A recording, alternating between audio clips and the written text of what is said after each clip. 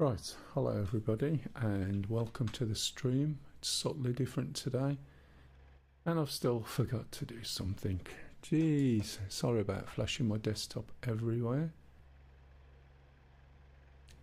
Let's move that over there, move that over there. It's a bit of a pain in the ass. There we go. Right, slightly different mission. The server's not up at the moment, so I thought I'll put one of the older missions on that we used to do and then have a little look and see what the Apache is like. The Apache has had some updates to its flight model, so I thought it would be quite interesting to give it a whirl. So instead of being on TitanFall, which is the mission that we've been doing for the past few weeks, we're now going to be looking back at Flaming Woods. Again, it's another Ghash mission. We'll see how we get on from there. So this is the Apache. I'll go through the startup and I'll see if I notice any differences, although it's supposed to have changed. It's quite an easy startup. Start with a battery on the left hand thigh, and we're also going to turn this little light. This is a rather innocuous rotary. If you don't turn it up, you're not going to be able to align your IHADs. So I'm going to turn that up now anyway, and then I'm going to put the APU on. I'll close the flap for now, try and remember to switch it off after. We should see some lights coming on telling me the APU started, which is going to allow us to start the helicopter. So I'm going to shut the canopy door and the co-pilot will do the same. So we'll just wait a short while and we'll see the IHADs come on. If anyone's got any questions, guys, please jump in. Okay, so here's the IHADs, and the first thing I'm going to do is press I and switch that off because it'll be in the way at first. Excuse me.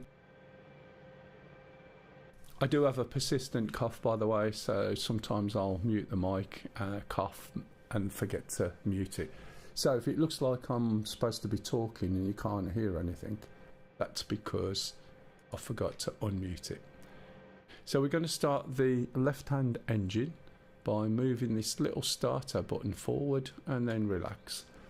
And then just over here we can see the numbers running up. I can't remember what those numbers stand for, but when it gets to about 20, 24, press the throttle up into the idle mode and you'll hear the rotor start as the first engine spools up. I tell you, when I'm going to do these videos properly, I am going to sort of have to read a few things just to get myself a little bit more knowledgeable on what these things are. Remember the numbers, I just don't remember what they stand for.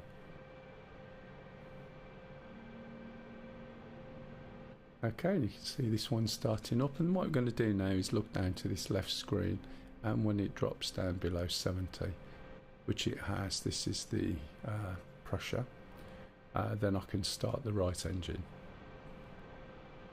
So there's supposed to be quite a significant handling difference with this, so it'll be interesting to see. So we do the same with the right switch. Keep an eye on this here, and then when this gets to somewhere between 20 and 24 again, we're going to move this throttle one notch forward, and then this is the second engine starting up. If anyone's got any issues hearing anything, please let me know. Can someone check the audio out for me on the Twitch stream? Just type something in chat. I want to make sure that I can hear it. I can never tell until it's all, you know, live, which is not the best time to find out if something isn't working. Johnny said something. Thank you, Johnny. Nice to see you snicking and flying yesterday. We'll be doing some more World War II later on today, which is open to everybody. As is this, if you want to come and fly, password is Mel12345. There's a limit of about 16 players, and it's running on my server at the moment because the main server wasn't running. Okay, so again, we wait for the PSI on the second engine to get down to less than 70. And then we're going to push both throttles forward all the way, and you'll see them start to sync up. Both engines will be running.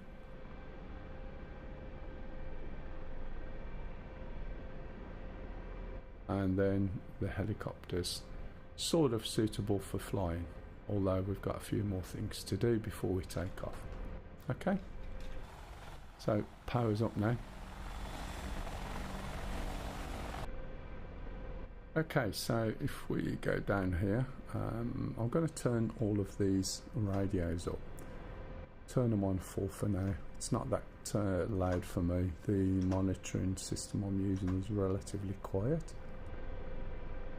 I'll move all the squelch on. Squelch basically removes all the background static noise, and then when somebody broadcasts, that should sort of cut over. If you ever dealt with any Citizens band radios back in the day, you'd have a squelch on there just so you didn't get all the static. Adjust the standby attitude indicator. There's a few things on here I need to adjust. So first thing we're going to hit is ASE. We're going to go to util, and we're going to switch on the RLWR. If you see like a donut, that means something is off. So it's only on once it gets filled, and as soon as I click this, I'm expecting to hear messages. Nothing. That's fair enough, okay. If we go back down to here, TSD, and then go to here, sorry, that was my mistake. Come on, get back. We're going to go to show. We're going to turn this video down so that we can see the screen a little bit better. And we're going to go to show, and we want to see where the co-pilot gunner cursor is. And that will show on my map and show me where he's looking. And vice versa, I'd expect the co-pilot gunner to do the same. If we go into threat show, we're going to switch on threats and targets. Hey, hello Chubba, how the devil are you? Excuse me, I do need coffee. If you listen, can you hear that rattle? And that's why I have to cough. Hang on. That's better. So I end up purring like a cat when I'm streaming, which is not the greatest of things. I try and mute the mic before I cough, otherwise you're going to get full volume ASMR coughing through your ears, and it's going to, let's say, not be a good experience. Okay, so I'm going to change COM, and I'm going to go to manual, and I'm going to change the radio frequency to 124. So I select it there, and we look over to the left, and then we select 124.000.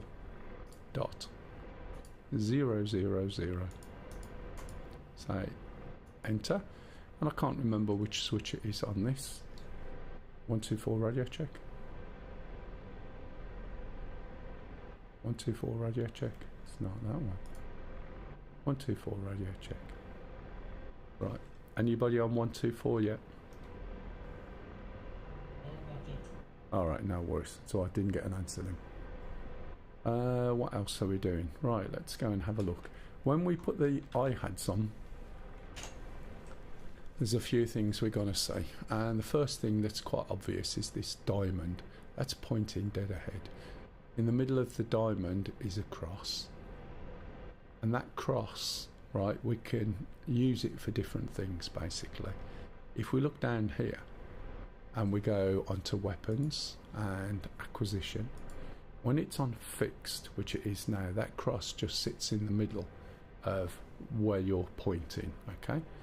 But I want to see where my gunner is looking, so I'm going to use the gunner helmet sight as a point of reference. So when I select that, you'll see that cross will move away from the center position, and that shows me where the co-pilot gunner is currently looking. On my left screen, I also want to change what the feed is, and I'm going to change it to the TADS. Can't remember what that stands for. Tactical Doodaddy-Doodad System. Again, it's one of those things I'll have to look up so I understand it exactly. I know what they do, but I couldn't remember what the acronym is. So I'm going to click on that, and then click on this, and we'll see we... Morning, Bob. We get a feed.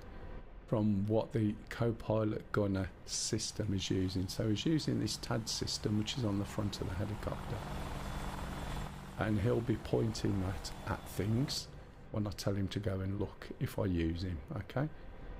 And that's quite useful. So the cursor acquisition, or CAC, is now the pilot gunner's helmet sight. See, I wasn't far off. I said target doodaddy system, and I wasn't that far off. I got a target right. When you're not going to... 1 to 4 in the check. 5x5. Man, is that loud.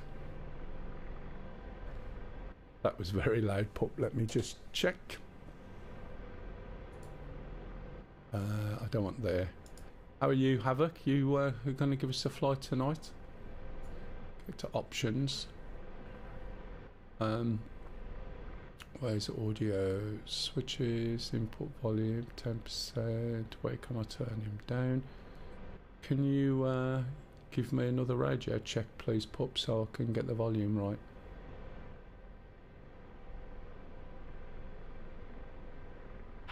Yeah, 1 to 4 radio check. Okay, do it again. Yeah, okay. Again. And once more. And once more. Thank you. I sound like an optician. 3 or 4? 4 or 5? Yeah, all good, matey. So, how did you recover from your session last night? Okay, so we got the audio balanced a little bit better. We're not going to blast our ears out.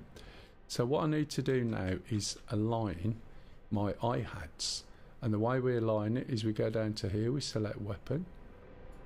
Okay, and what you'll see in a minute is bore sight, and we click iHads, and then the cursor automatically jumps to there, and you'll see these little concentric rings pop on.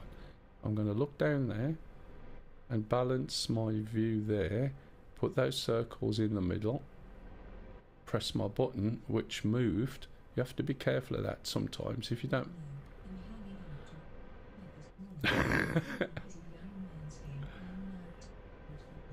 Yeah, I know that one. Just 1 minute. No, for God's sake. So what's happening is, as I go to press the button, it's moving. So let's go back. Let's go back to bore sights and iHads. So the button aligns itself there, but if you don't push your button in squarely, and this has also got an axis, I'll show you what I mean. That's better. Then the cursor slides across the page, and then you miss it, and then you end up selecting all sorts. Now, to be honest, I'm not too worried about the alignment with this. If I shoot a gun, for instance, or the cannon, and it's a bit out, I'll adjust automatically with my head. However, it won't let you fire any missiles, especially when you're a solo pilot, if it's not aligned. So it needs to be done, but the missiles will find their own way anyway. So now there's been apparently quite a bit of a change with this. I need to switch the APU off, otherwise I'm going to get beeping. And apparently the flight in it is supposed to be a bit easier. Hopefully it's more realistic rather than dumbed down because people complain. So all I'm going to do is take off, fly over there, and load some weapons up. Okay, I've got no weapons on at the moment. So I'm going to... Oh, I know what to do. Let's pop this on for you. So I'm going to give it a little bit of left rudder, a little bit of left side click, and then very slowly increase the collective. And then let's see what the helicopter is going to do. And it should, well, more or less, go straight up, okay? So I'm just going to wander over here. And as I said last week, and every week, every time I come back to this, I need to spend more hours in it. But from next week, I'm at work Monday and Tuesday, and then I shall be home every single night and doing 3 days on, 2 days at home. And that's going to give me the opportunity to be flying a lot more in the evenings and doing a bit of gaming and still manage the guys from work all being well. So my flying of some of the modules I'm not getting any time for should get much better. Okay, so now I'm on the pad, I can load my weapons, and if I press the right buttons, because that always helps, I find that one there, then we can load. Now there's a limitation to what we can load on this due to the mission. So we're going to do the hat on a stick, otherwise known as the fire control radar. We're going to put the laser guided hellfires. A customer said, I'm out. Hey Stu, everything working all right, mate?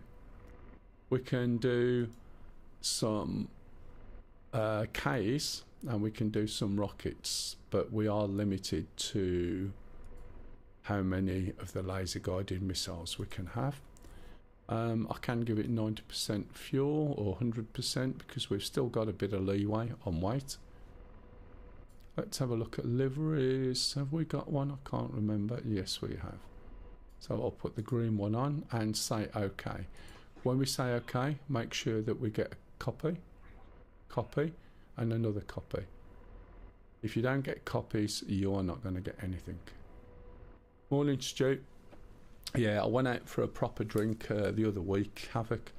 My landlord, when I'm stopping away from home, wanted to take me out, buy me dinner and that, and buy all my drinks. And I was like, yeah, that sounds good, thank you. I'll come along to that. And it was a school day as well, so it was a 5:30 start. Was only there a bit. Went back to their house and had another few drinks and then walked back. And I was okay, but I knew about it the next day. It wasn't a hangover, but you know when you're not firing on all cylinders. And, you know, that was quite a surprise.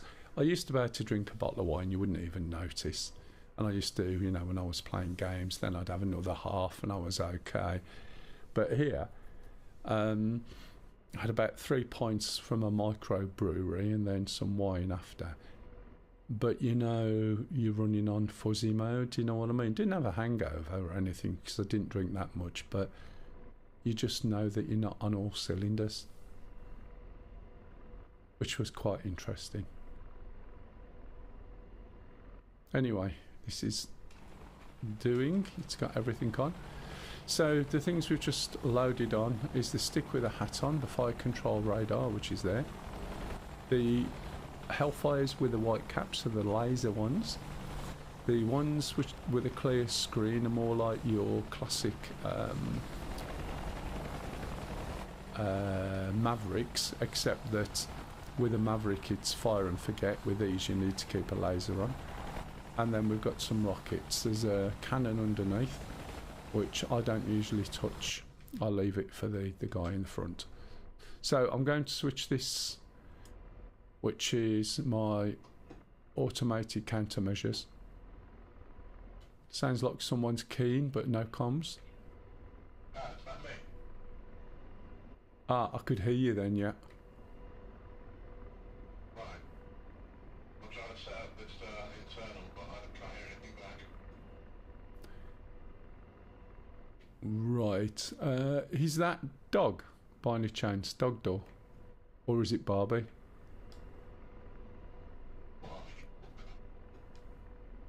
Oh, it's you. I thought I couldn't see who it was who was speaking, and your voice sounds weird because of your mic and that. I heard you that time. Okay, so I have accidentally set it up. There you go. See, you just sound not your usual deep sort of majestic voice. It's like a little bit tinny, but it's good enough. Oh, I guess I can do that. 124 radio check. 5x5. Okay, so we're going to switch this onto ARM. And we are going to switch this up and then bypass. I don't want this automated system firing my countermeasures because I'll have none left. If we have a look, we're going to go to waypoint 5. It is waypoint 5, isn't it, pup? We're on Flaming Doodad's Woods because I hadn't got the other mission. So we're going to hit RTE. Go. Yeah, go for waypoint 5. Yeah, copy that.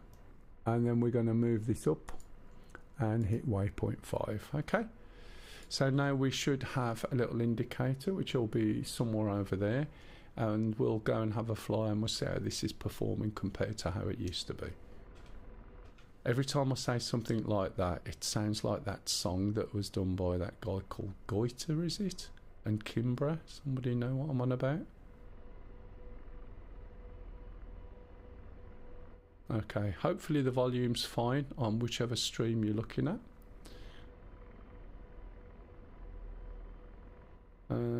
There's the home base.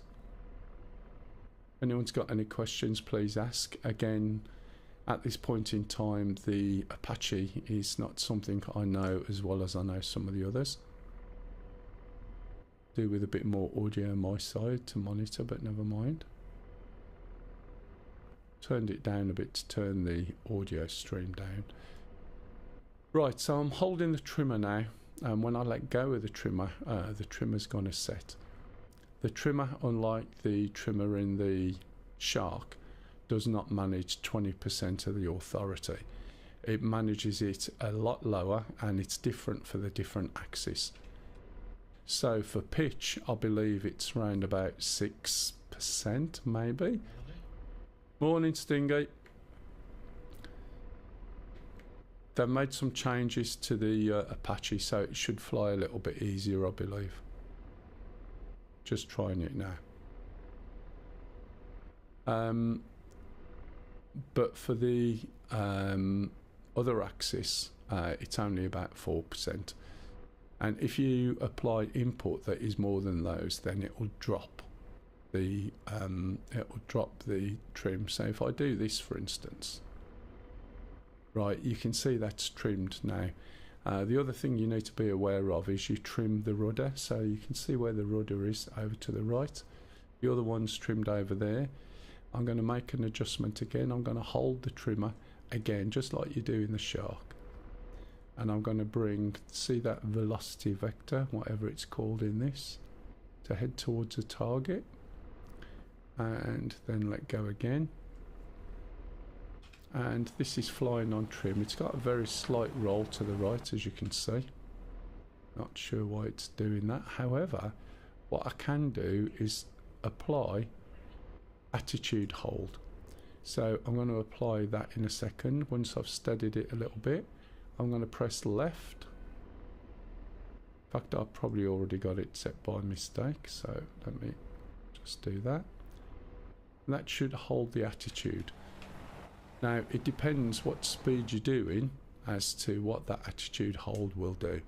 If I'm going less than 40k, it will assume that I want to go into a hover and then take quite a time for the hover to actually kick in.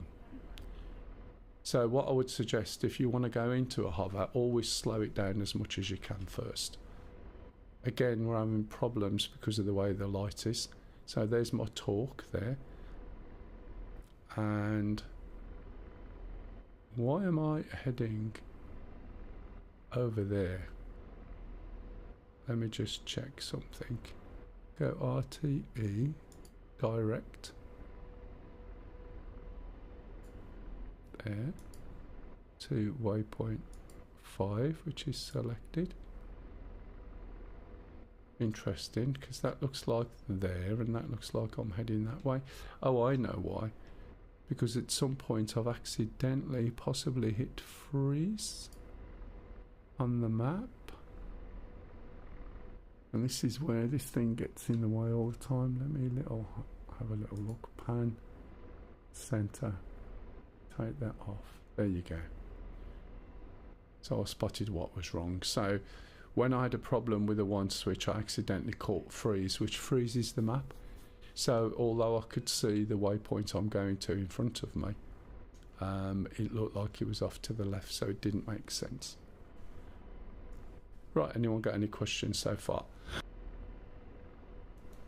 If I put too much input in, we'll see a little warning message here, like that one there, and it'll tell you that the stability is saturated, which means the trim's going to drop off. So if I pull this one down a little bit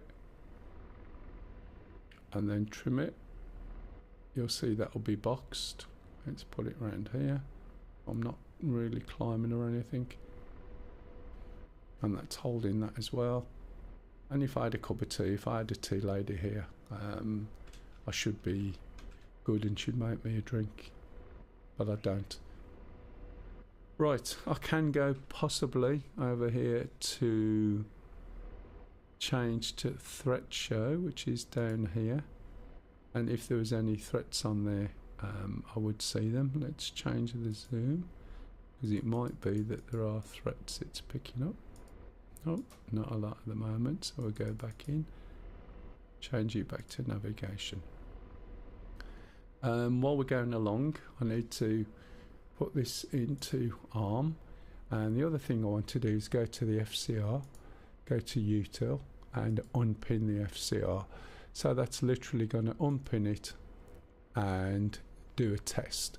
We can override the test with the FCR bit override.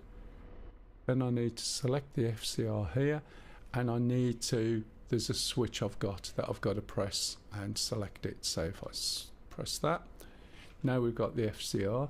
I'm going to hit the C-scope, and that will show me stuff in the hood as well. And you can see it's working by just pressing the button. We should get a single scan. So it's now looking in front for various targets. Everybody okay with that so far? It sounds more overcomplicated than it is. It's not too bad at all. It's not a particularly fast beast, this. I could go faster than I am at the moment, but it just gives me a little bit more time to explain things. If we look down here, and again, let's zoom a little bit. A lot of these targets here are pushed right off the range of the scope anyway, so I wouldn't worry about that. We can also change the scope so it looks over to the right. And we can do a scan then. And we can also push it over to the left, so when we're hovering it's quite useful.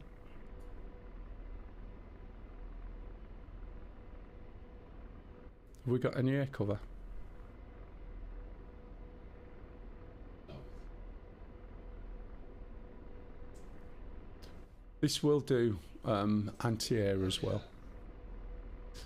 Okie dokie. I think there's a couple of planes up in the air. You see these boxes here, these are showing me the limits, I believe. Again, I need to do some more work on those to get those explained properly. I think they're called sleeves, excuse me. If anyone wants to join in, guys, you're more than welcome. There's all sorts of different planes, you're not limited to helicopters, but going for 5, usual one on this. It's not the usual mission. The server wasn't up when I came in. I'm going to turn my audio up just a little bit. For those watching in YouTube, you'll see a bit of a flash on my desktop. There's nothing on there, so it's not a problem. It's not great, but I haven't found a way around it yet.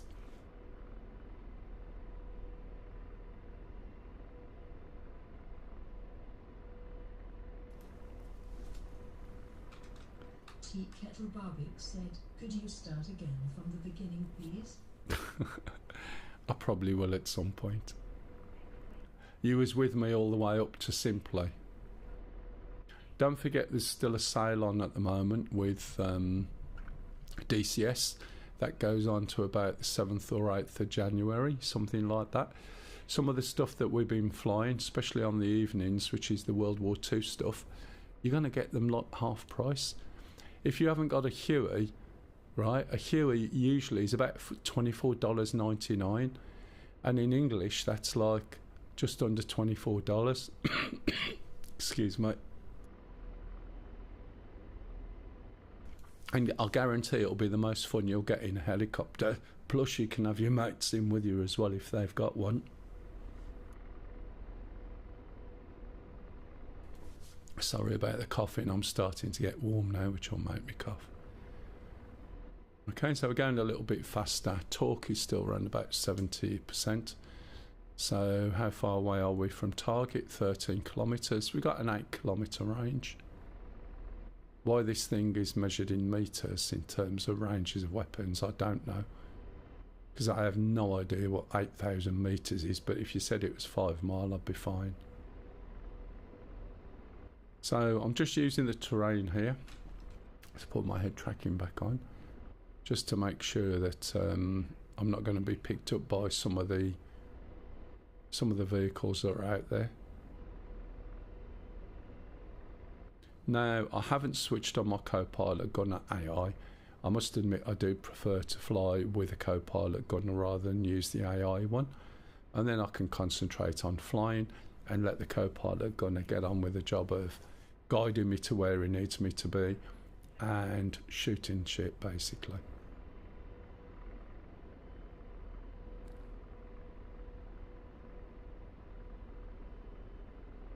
So you can do a continuous sweep of the radar, but that's not the best thing to do, because it basically gives you position away as much as you can discover other things. So there's quite a few OSAs, SA8s kicking around. We can also bring some SAMs out ourselves, or anti-air guys, with a little shoulder mounted stuff to shoot things. It's not helicopters, it's planes are the biggest problem. Now, I have experimented with the anti-air stuff that you can do on this, but to be honest, I've only looked at it once when it come out. It was basically ineffective. So, you know, I wasn't over enamoured with it. So I thought I'd just leave it now. I'm trying to work out if these look as though they're within the range, somewhere over that hill perhaps. So what I'm going to do is just pop up here and then slow down and have a little look. Obviously, oh no, we should be in range of that waypoint there, which is smoking. So I'm going to slow down. I'm going to drop my height and try and use the terrain for masking. That long line, just like in the Shark, is telling me which way my helicopter's actually going, and it doesn't necessarily always mean that you're going forward. You're going off at a slight angle, especially when you haven't got the rudder and the direction of travel aligned, so you can fly with the rudder pointing in a different direction, which means you'll end up going skew with. So as you can see, I'm slowing this thing down. There's a tree there, I need to move around it a little bit. So I'm going to sort of stand back a little bit from the trees. I don't want to get too close. There's likely to be something over there as well, so I'm going to have to keep my eyes open. I think some of the RPM problems that you would get with this have been dealt with. Again, I'm hoping because it makes it more realistic, rather than hoping it's because people are moaning. Although moaning is probably something that some of them will do. Oh, it's too hard to fly. Yeah, that's because you don't fly helicopters. I'm just pulling this over a little bit, use the trimmer, and then I'll pop it into attitude hold, bring the altitude down to a reasonable level, pop that one on, give the helicopter a couple of seconds, see if it's able to get itself into a nice hover, which it should do. They've also fixed one of the drift problems that you'd got when you was in a hover. You could get round it by angling the blades out slightly. Just got to be aware of that tree there, but you can see the helicopter sits quite nicely. Okay, so now we've got the weapons platform that we can use. So I'm mindful of what's over there because I know there'll be some SAMs or something. Let me just cough, excuse me.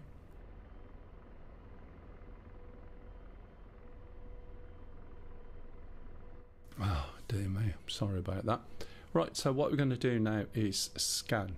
So we're going to look down here. I'm going to hold my head tracking so we can see. So we're not picking anything up at all. Now, because of where I'm situated, I'm going to make sure that there's nothing either side of me either. And then I'm going to slowly increase my height so that we can start to look over those trees. We've got a ridge here and some trees, which is going to be good to give me some cover. There's something over here, look. That looks to be in range.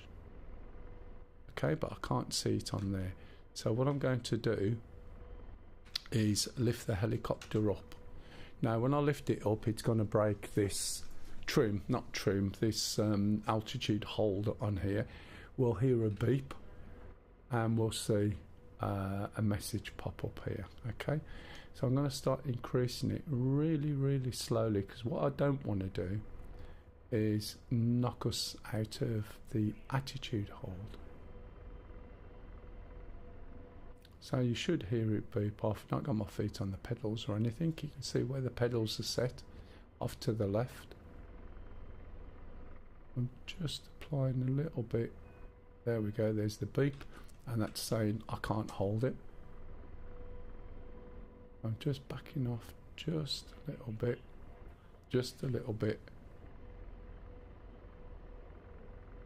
because I want to peep over the trees a little bit. Some of these are going to be outside the range, but some of these vehicles are definitely going to be inside. But I do need to get the radar to get a view of it.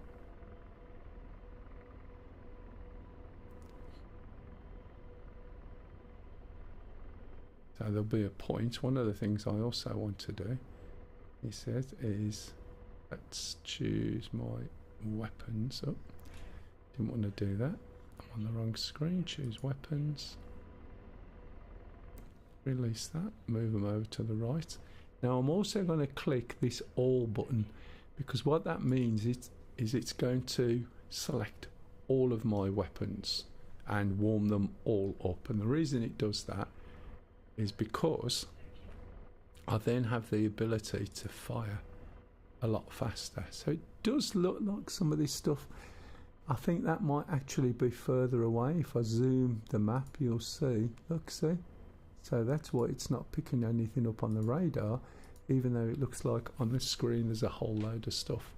So that means I should be able to go forward a little bit. Okay, I'm already quite high now relative to where I were before. It's telling me there's SA-15s and all sorts. So what I'm going to do is move forward and possibly over to the left and down that hill a little bit.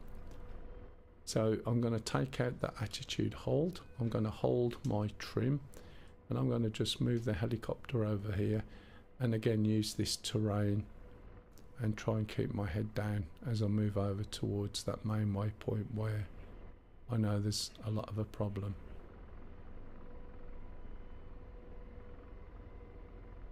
So I'm constantly getting feeds telling me that there's stuff behind me somewhere. Right, so let's move this over. So I'm looking over to the right effectively, even though I'm going over to the left.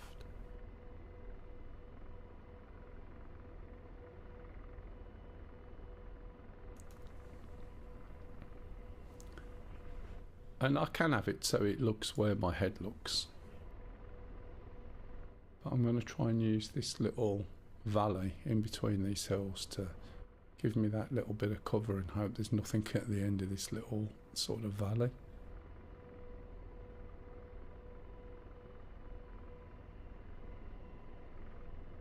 Is anyone actually watching on YouTube? I don't think there is there? There might be one person, and that'll probably be Stu. Yep. There you are, Stu.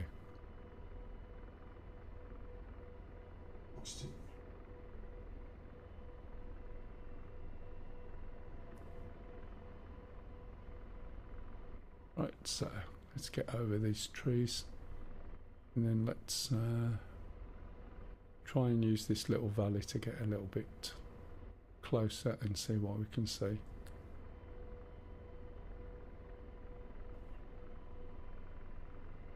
Ah, there we go. Look, now we've got something, and I should be able to just go rifle, rifle, rifle, rifle, rifle, Something's coming behind me. Just drop some flares. Something's firing at me. This is why I think it takes away some of this. Still got stuff there, look.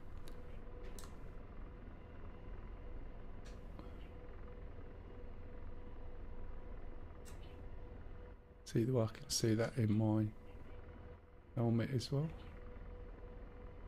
Can't see my torque at the moment, which is not good. My torque might be too high. Nope, nope, nope. There it is. Wasn't high enough. That's fine. No, it's too high. That's fine.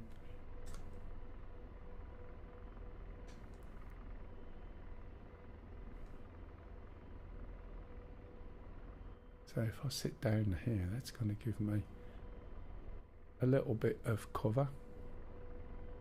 Need to just steady that up there. See if it can hold it. No, it can't. Need to trim it back just a little bit. Stop your beeping. I'm using the trimmer to give it a bit of help. It's possibly a little bit too much back, but we'll see. Once you're doing less than 40k, the attitude hold will understand that you want to get in a trim and allow you to do it. The symbology on here basically tells you different things, what your primary target is, what your secondary target, whether it's a wheeled vehicle, etc., whether it's a SAM and so on. So the fact we've got this there and it's looking like it's over there now, we should still be able to fire because it's been seen by the radar. The only problem is, he said, what have I got left? I've got one. Let's switch over to there. There we go. Rifle. Brilliant. Don't ask. Need to get over the trees maybe. Don't need to expose ourselves fully, but if it can cover that.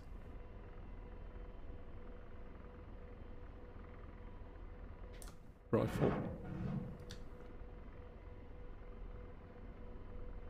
If I can get to follow that one in. Function F6. Nope, it's already there. Just gotta watch that because I've started to drop a little bit. And I think we might be out of those type of missiles. I'm sure I fired them all. Yep. Right, so now we can't use, right, because we've got rid of all of the one type of missile. So I may as well get rid of the FCR really. Or let's see if we use left control V. Okay, and I'm going to give my co-pilot gunner the missiles, and I'm going to give him more authority to fire. So I'm also going to look up there, and he will basically look where I'm looking. And so he's slaved. So if he finds a target, once the guns are all ready and everything for him, I'll get a list over here of targets, and then we can choose what target we want to hit. But this, to be honest, does take away some of the fun of getting into position and trying to shoot stuff and be extremely careful, to be honest. I can make him look over there. So he slaves and deslaves. There is, let me think. I'm pretty sure that if we go onto, I can't remember if it's acquisition or TAD. Let me try and remember. Weapons. Yeah, that should be alright. I'm pretty sure there is a mode and I can't remember it now. to be honest, where I can see where he's looking and he'll be pointing everything at the targets. I may have been on that mode already. I just have to have a little look and zoom in a bit. Yeah, I think it automatically moves round to what we've been shooting at already. You can see the smoke, so let's move my head, tell him to look over here.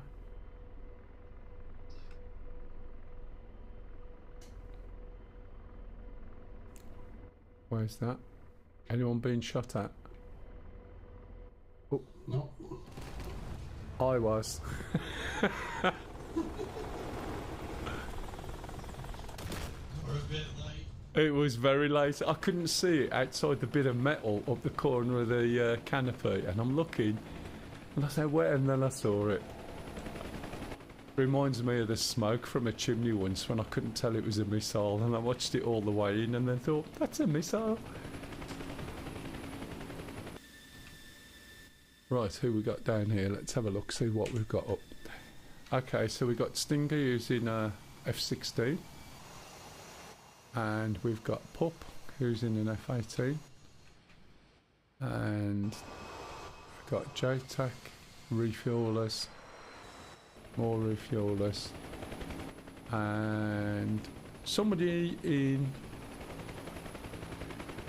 a Huey. Not sure who's in the Huey. Who's in the Huey? It's me.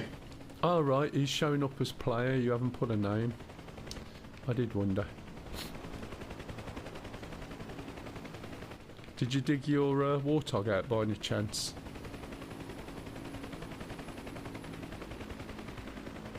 It's going to blame me if that gob's down on the floor. It'll be my fault.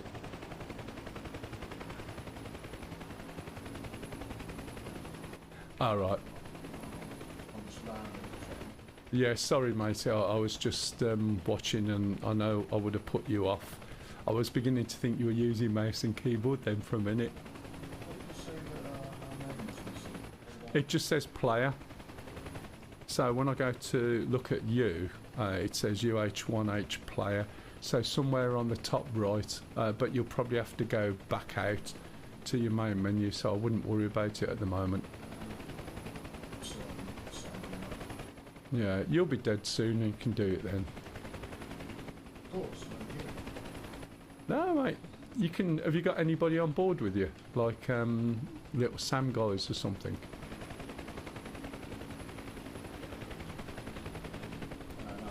Okay, I'll go and grab a couple and bring some out to give us a little bit of cover. Right. Okay, so. Dragon said, best viewers on stream boo. Oh, man. Remove the space. Let's just say today's a bit of a refresher course.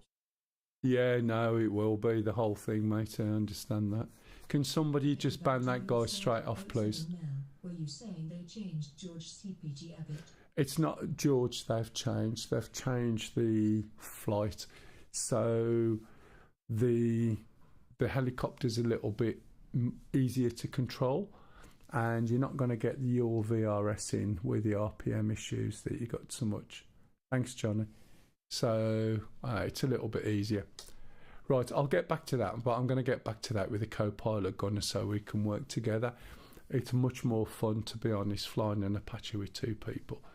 I'm going to jump into a Huey and take some little guys out to give us a little bit of support in the air. So that's Cookie, and I'll jump into this one if I can get in.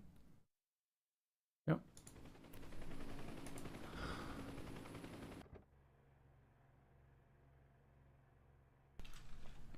So what I'm going to do is just take some anti-air troops out and drop them sort of further forward. This is a nice easy helicopter. It's $24.99 at the moment usually. If you learn to fly this, it will make life so much easier on all your other helicopters. To be honest, if you want to fly the Apache, learn with this, then fly the Shark, then fly the Apache. Just bear in mind you can use this for 2 weeks for free. You can use the Shark for 2 weeks for free. and then you can buy the Apache without having to buy the others. But at least you get 2 weeks to use them. Are you coming in, Barbie, did you say? It's quite an easy helicopter to start. You just look up and you rotate this one to AC phase, this knob to essential buzz. You pop the main generator down and then the battery. You'll hear a low RPM siren.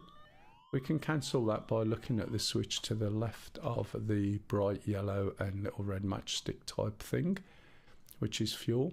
We're going to put the fuel forward, make sure the governor's forward, as distinct from where it is now, look, so that's got to be forward. And that will basically balance your RPM to the demands of the engine, although there's a little bit of wiggle room.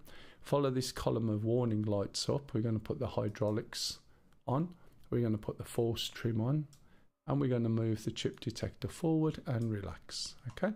And that just checks for metal fragments in the system, in the rotor. We're also now going to use page up or rotation on the throttle. I just flick it, and once it's all the way up, you can now use an axis for this once it's past that lock. So once you've moved it all the way up, move it all the way down again, and then we're simply going to hold the starter. When we hold the starter, we're going to look here at the gas producer, and when the gas producer gets to 40, we're going to let go, okay? So hold the starter, which is behind the collective, and it's usually the home key as far as I'm aware.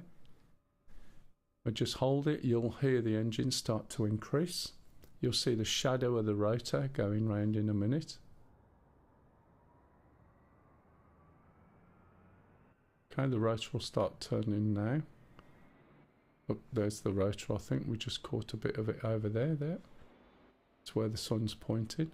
So we're going to let go of that now, and the gas producer is going to carry on. If it doesn't, normally it's because you've forgotten the fuel. Yeah, did you catch that, Vic? It was more to do with some of the flight from the pilot seat rather than the AI. There is a little change on the AI, and I can't remember for the life of me what it is, but it's in the notes. So once this stops moving, if we look at the top dial... Jackson said, hey, Jax. the airspeed velocity of an unladen swallow. European or African? If I got that right, don't go on anymore. How are you, I Jax? don't know that. Vic Van Duyen said, yep, the collective changed. TPH, I preferred it before the change. Jackson said, The thing is, I think it's what you're used to, so now you've got to learn again. That's the problem. As I was saying earlier on today, I don't know whether the change is there because it's now more realistic than it was because it wasn't before, or whether it's because people are whinging saying this is too hard, which seems to be the de rigueur. In other words, sometimes if you shout loud enough, people make changes. Hey Zerk, how are you? Server's open if anyone wants to come in. Passwords mail12345. thanks, mate.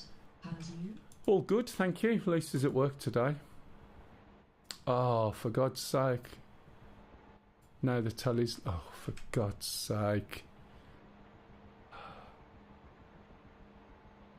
I forgot.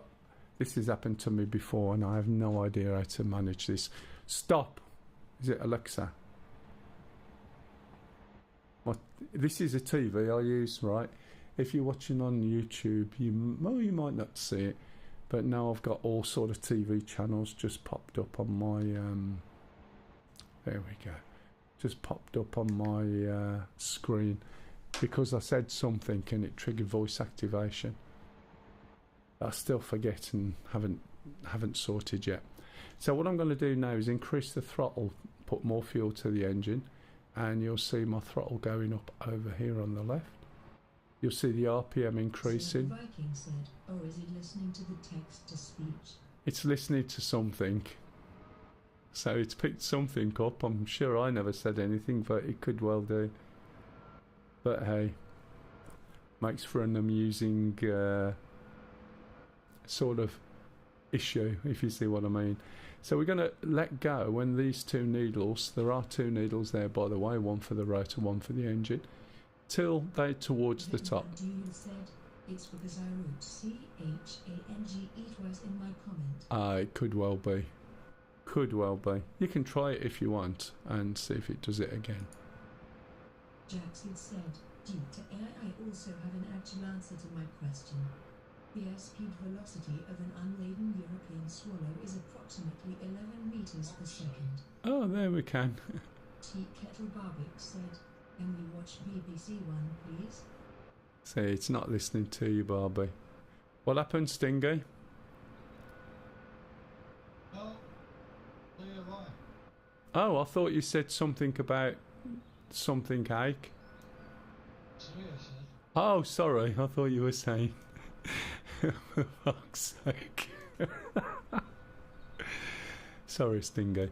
Okay, so that's up. So now when we look down, there's two Johnny said, alerts. Team Kettle Barbic prefer Wigan on radio too. And if we go over here, we can just switch the one. I thought he died ages ago. You must have had a real old radio there, Johnny, to still listen to him. Then you'll see this indicator go off. And if we look back up, we've got the inverter. So we're now going to switch that down. And there's another little switch. We're going to move the starter generator on to standby. And that's it, basically. Very little else to do. We've got master caution there. Bruising waves of Uranus. Oh, is that what it is? I was going to say sounds a lot of bullshit to me, but that's probably right. Master caution can be reset with the little reset toggle here, just to the left of the alarms. The reason why it's on is whenever there's an alarm showing, it will set that one on until you do a reset. So we do a reset. If we want an alarm test, we press it left and you get a lamp test. That's all your alarms there. Over here now we've got to adjust the compass to match the magnetic compass. And as you can see, this is at 210, this is at north. And we're going to do that by adjusting the synchronizing knob until we're at 210. You can turn it either way around. As we go around, you can see a circle and you'll see a cross. And we need to keep turning until we can see half a circle and half a cross, and the needle is the same as that, which is a smidgen over on the 21 towards 24. So that's going to be true when this is about there. Now you can see half circle, half across. Okay. Now, as you noticed earlier, you saw this half circle, half across earlier, and that's because you'll get the same thing in 180 degrees opposing direction. And what you need to make sure of is that the numbers here match there. If this is set up the same but the numbers are different, then you've got it the opposite way around. Okay. To take this thing off is quite easy. You need to give it some left rudder because of the torque of the rotor. It's going to want to try and spin one way or the other.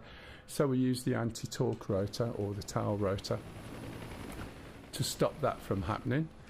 When you start to lift up, if it starts turning left, you just relax a little bit on the left rudder, or if it goes right, you add a little bit more. The other thing is if we leave the helicopter as it is, it's going to go up, go forward and roll off into these trees. So as soon as we're up in the air, we need to pull this cyclic control, which my game's just hung. Cyclic control down and to the left. Anyone else dropped out, or was it just me? Yeah, me too. Wow, that's all of you. The server's running on my machine and it looks like it just glitched. Server crash. Yeah, complete. Interesting. Okay, let's see if the server's still there. Nope. I think, and this is why our main server's not here, is I do believe people have been having problems. Yeah. Master servers are absolutely wrecked. Yeah, this is what I was just about to say.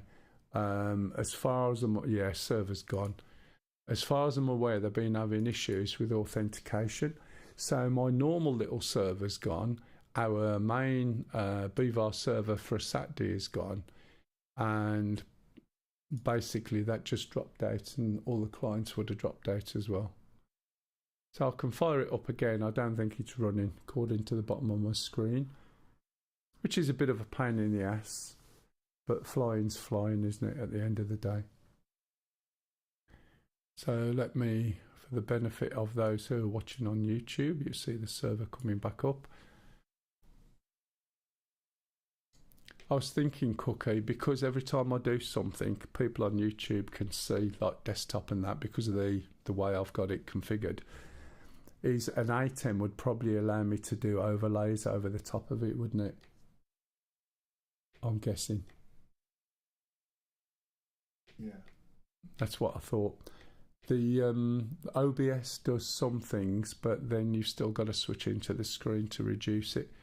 You haven't got the control that I would like over it. So I was looking, but I think an item will do the job. But that wasn't on my list of things. Well, let's move this over here. Yeah, I know how it goes. I'm still missing a loop station and some other controller system that I want as well. Mel said, Jackseed is now lurking. Alright, matey, no worries. So is that... Yeah. Okay, server started back up. Should be able to connect shortly. So that should reappear now. There it is. So because the queue is so quick to get going, you know, we'll soon be able to catch up from there. It's not really an issue. Are you streaming on YouTube as well? Yes, matey. Still can't find it. If you look in Discord, there's 2 links. There's 2 new channels, Mel DCS and Mel SC, and they should take you to it.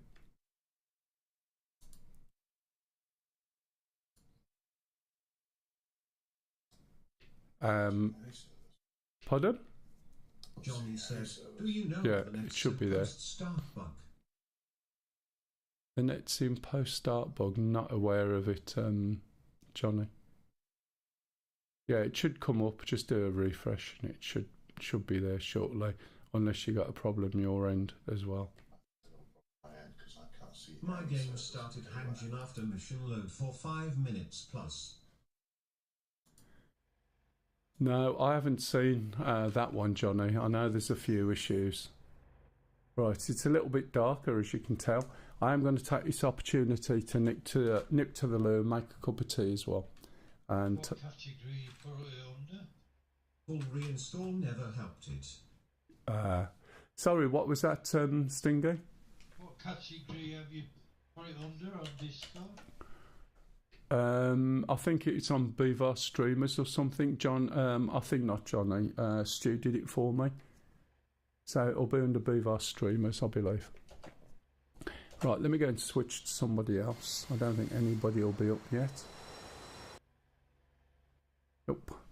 But I do need to nip to the loo, make a drink, and then I'll be back. It's always a bugger when it crashes, isn't it? Right in the middle of something. Oh, that didn't sound good. Is anybody else in game yet? Oh yeah, I can see a hangar opening. Okay, it's likely to be somebody in an F-18. So I'll leave you watching him for a bit and then I'll go and do the drink. I'll be back in a minute, and now's a good time for a coffee.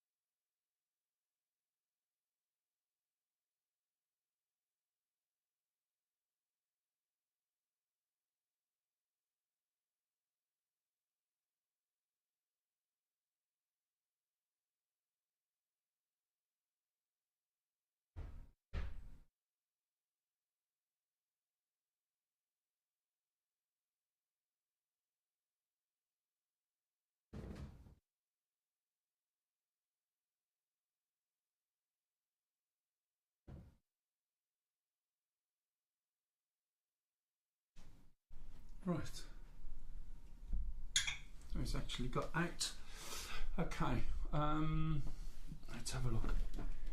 If we start getting too many problems with this, he says everything literally has just gone black, then I might switch to Star Citizen, because if it keeps dropping us off, it's just going to be a pain in the ass. What the hell's gone on now?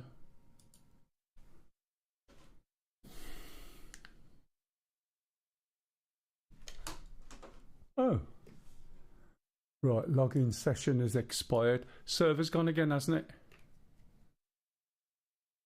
I've got no audio from you either. What the hell's gone on?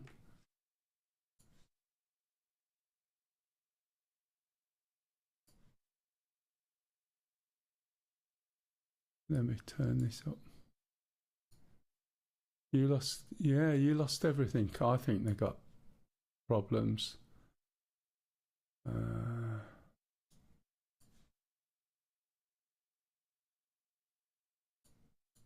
Right, someone give me, oh, can't hear anybody in TeamSpeak.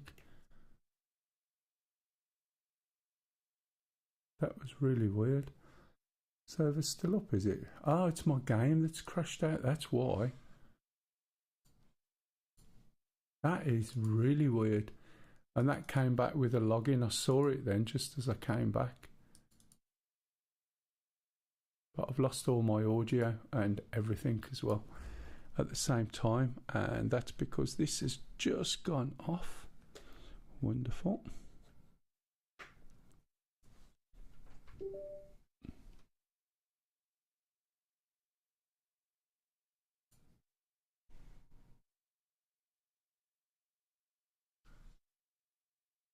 Oh dear.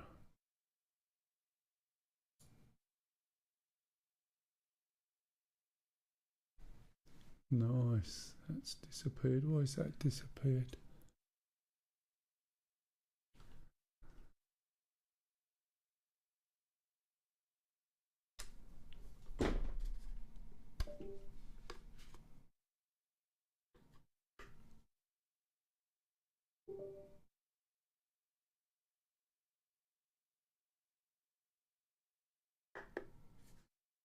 Wonderful. Don't you just love it?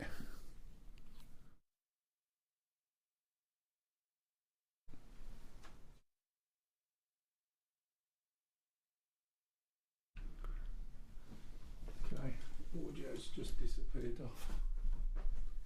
Just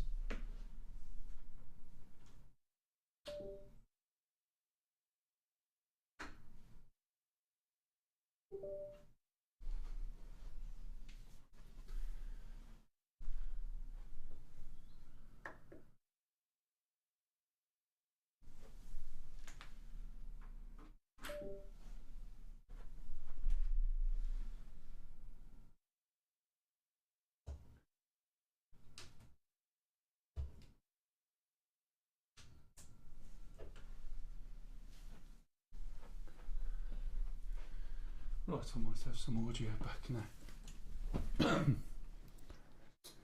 Right, anyone here now?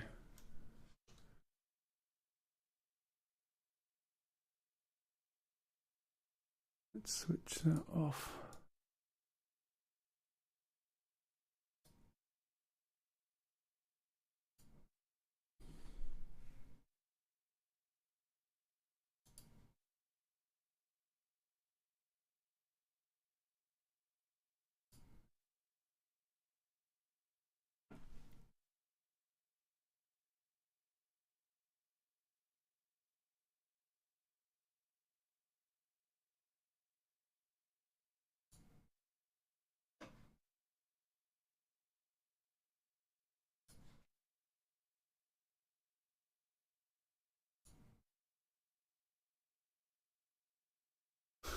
Yeah, tell me about it. Right, okay, can anyone hear me now? Yeah, Yeah. Okay, thank you. What a pain in the ass. Did anyone else's client drop off then? No. Yeah, it's completely dropped my DCS client off, and I was thinking, here we go again, said that the login's expired, right? And then it went beep, and all my audio controls fell off and wouldn't power up, and I'm like, oh, here we go. So are we all back on the server now? Is it still there? Yeah, servers are. Okie dokie. But as I was saying earlier, before all the audio went as well, if it starts being a bit of a bugger, which is why our other servers, there's 2 servers already gone, we might have to switch and knock it on the head, I don't know. Yeah, sure. But we can do Star Citizen because we all play that. I'll just have to do a few changes, that's all. Ah, man. It's a good job, Barbie, that I work in IT, isn't it? Because otherwise I'll be sitting here looking at it all. Right, I do apologise. I need one of those potter's wheel things, don't I, or something like that. Morning, Spatey. See, your server's dropped off. My server dropped off. You just bounced it. Yeah, okay. I think I've still lost some of the audio. Let me just test this. See if this is working. Oh, keyboard's not working now. Isn't that great? That really did do something. So it looks like there's been some authentication issues with DCS, and it wouldn't surprise me if that's what's taking the server off and stuff like that. Because mine disappeared, as did yours yesterday. You redid yours, and then it wasn't there this morning, even though I know you've done it. And my client just disappeared out to tell me the login had expired. And all that other audio stuff's gone as well. Jeez, man. Let's just check. Watch your ears, by the way. It's suddenly going to make a bit of a noise if this works. It's going to be loud. Nope, that didn't work. Okay.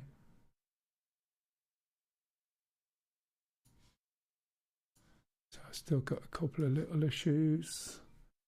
That's not going through the right place. Anyway, yeah, so Spatey's bounced the proper server now, by the way, if you want to switch to that one by any chance. I know some of you might still be up, but I won't take it down yet. So the main mission that we should be doing is on the other machine. I'll switch. What's the name of the server? It'll be Bevar Mills, something or other. So you can see that sorry, and you should be able to hear me. I've just got one little audio, that one there.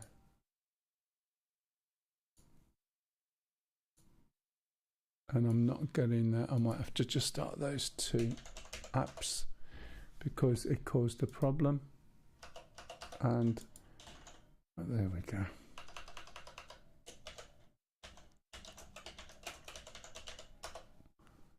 Right, okay, just give me a second.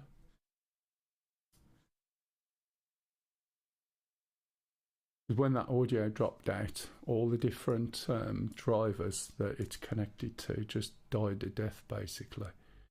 So just bear with me.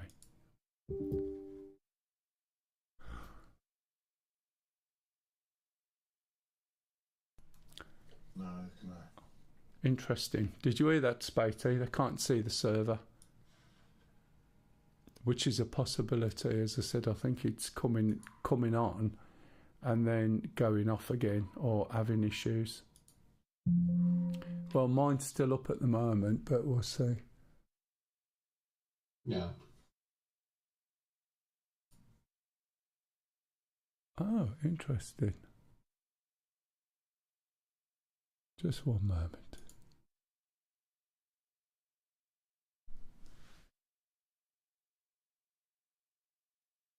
StreamerBot's up, but SpeakerBot shouldn't be. I think he might have trashed it. You have a copy of speaker bot running on this folder? No, I don't.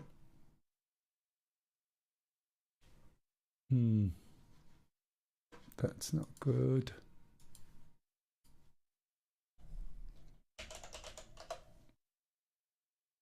There's no speaker bot running anywhere. Let's just check.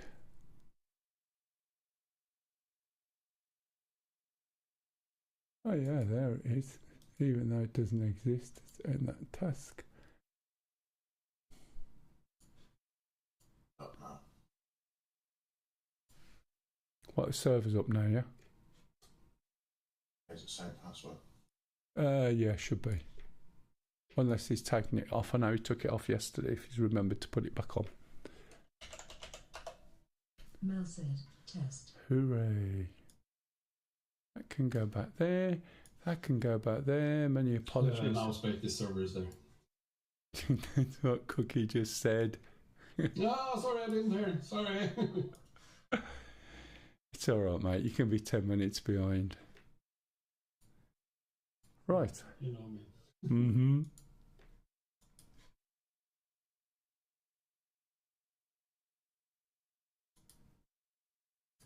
Now, just got to sort that out. Come on. Thank you. Right, okay. Meanwhile, so we'll change missions. I can't see. I can't see Spatey server myself now. Oh, there it is. Yeah, it's appeared.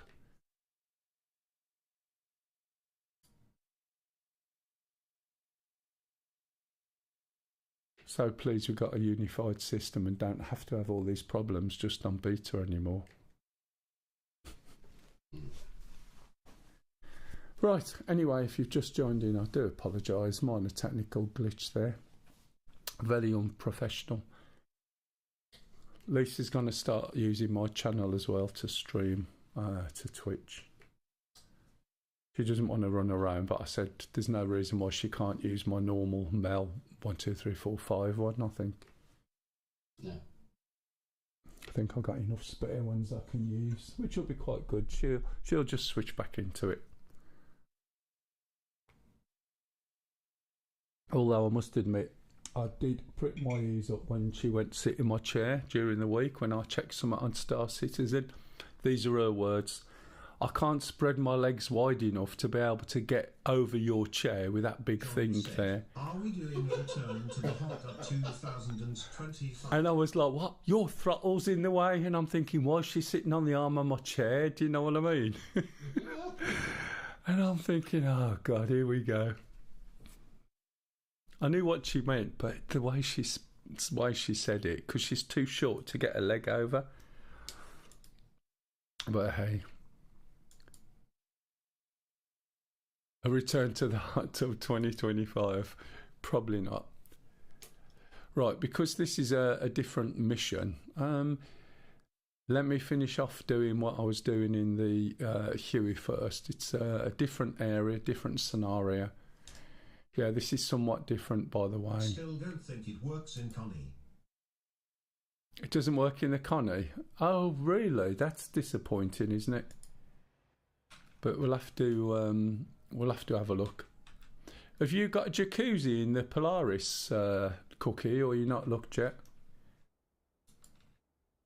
I haven't even looked. I think I've got to melt some stuff to get the Polaris out. Johnny said, nope. Ah, right. Oh, John is telling me there isn't. Yeah, it'd be nice to have a look at it if you're on at the same time at any point. Yeah, I might have to dig around at it next week, or maybe tomorrow. Oh, not sure if Johnny's got one. I know Johnny bought some big things at one point. Probably sold them again. You know what I mean, like you. Right, so this is all the same stuff as I was doing before. Ah, I thought. Yeah, Johnny's got one. I thought you might have. Right, is everything else working? Audio okay now, as it was? They're all a bit loud. I'll turn them all down in a minute. All the gear, no idea. Are you talking about me or you? Right, shall we try moving the throttle up and down, shall we? Thanks. Right, so if we don't move the throttle in, you're never going to get this thing started. So it does need to go all the way up with page up and then all the way down. You see the rotor's turning. Just watch this here now. Wait until it gets to 40.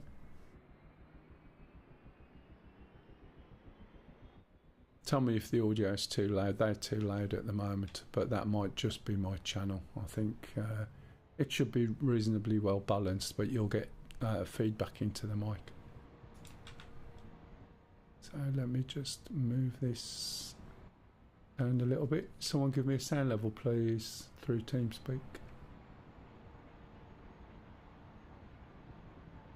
What did you say? Yeah, that sounded all right, thanks.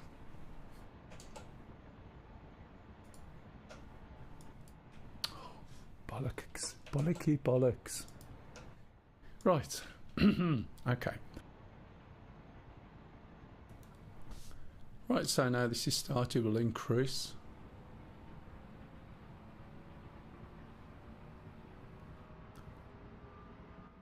If you can't find where to rearm, reload or get stuff, if you look on the map you should see where it is. If not, ask Pup.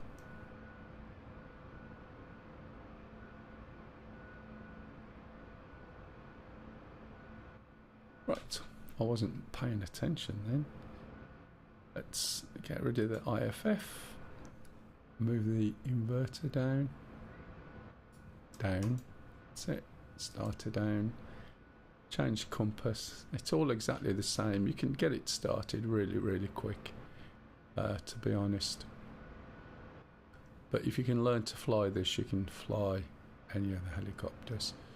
We just back a little bit. We are 2 notches, 2.5 notches in, so that's about right. And I forgot to get rid of that there. Okay, we're good to go. Right, as before, which is where we just got to. Give it some left.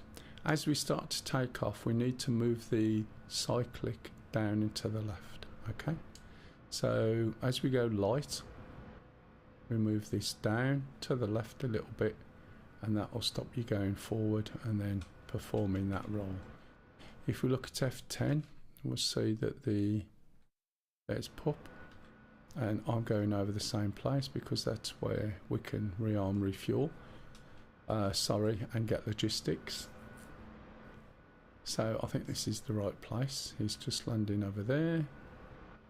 You can see this basically, if you look at the stick movement, there's so little stick movement involved in this helicopter. And yet it responds. You can see where the position of the rudder is and the position of the cyclic. Once we start moving properly, we can drop off on the rudder and it'll just go straight anyway. And then we'd trim the cyclic into the position we wanted for flight.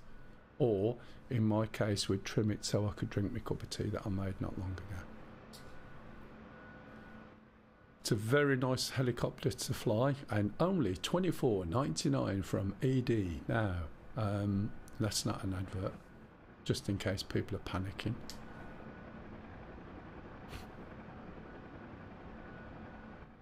I got a sale until around about Jan 7th or 9th. They always do winter, then they'll have a Chinese New Year, then they'll have the first flake of snow, the first heavy frost, first sighting of snow plows in the street, you know. Okay, so we need to go and land here. You have to be careful, the ground over here is a little bit uneven. Just slow down. And be careful you don't get into a VRS like I nearly did then, but noticed it and caught it, didn't touch the floor.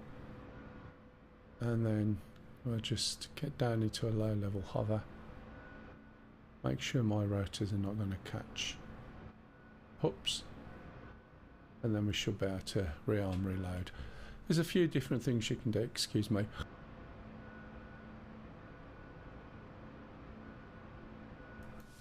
Right, so, oh, man, I keep hitting that wrong button time and time again. So from here we should be able to, is this logistics or is this weapons? I can never remember. Okay, so we can refuel. One of the things we can do is get some gunners. Now normally I would put gunner 3 using a minigun, gunner 4 on a minigun, and it might be the co-pilot, which is number... Hey Stixie. Co-pilot should have some guns, and he needs 5 and 6, not 5 and 6. There we go, that one and 1. Now what you've got to be careful of is your weight, because these things are quite heavy. But however, I've still got some weight, so I've got these 2 guys on and the co-pilot as gunners. Okay, change my livery, go down to Beaver green. There's a nice green. If it's on here, it might not be. Okay, green camo. Now just check to see if we get a response. So we got no response. We need to turn the radio to the right channel, which is intercom, and then we need to make that call again to make it work. Okay, so 1, 6, 3 and 4.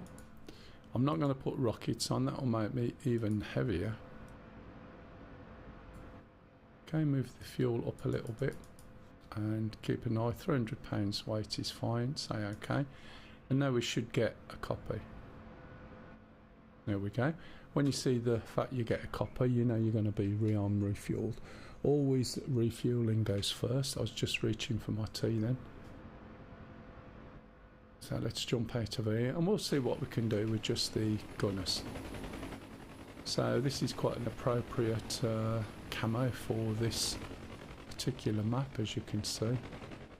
Other than the movement, it does work quite well, but obviously it's only any good against real life pilots. Which waypoint we going for, Pup? I don't know. 4 is usual. Okay, we'll go for 4. There's an SA2 SAM site set up somewhere. I'm not sure where it is, but we could go and take that out.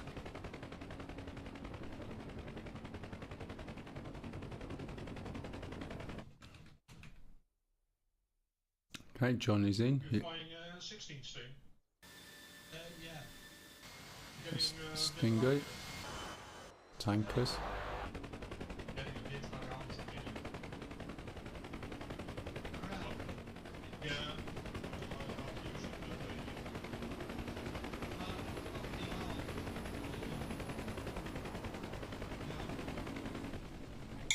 Looks like we're all going Hughes. Right, okay. Just need to sort the compass. That's at 3, that's already set. I've probably already done it. So we've got everything ready. We just need to know where we're going. And waypoint 3. Waypoint 4, did you say, Pup? Yeah. Yeah, copy that. So we're going to go from here down to here. And that's 162 degrees for 14 mile. So we're going to put a little thing on here. 162 degrees. As we turn this, we'll see this little puck move around. So we want 162. There's 150. 162 is going to be around here. And then we'll take off. Now we've got extra weight on us.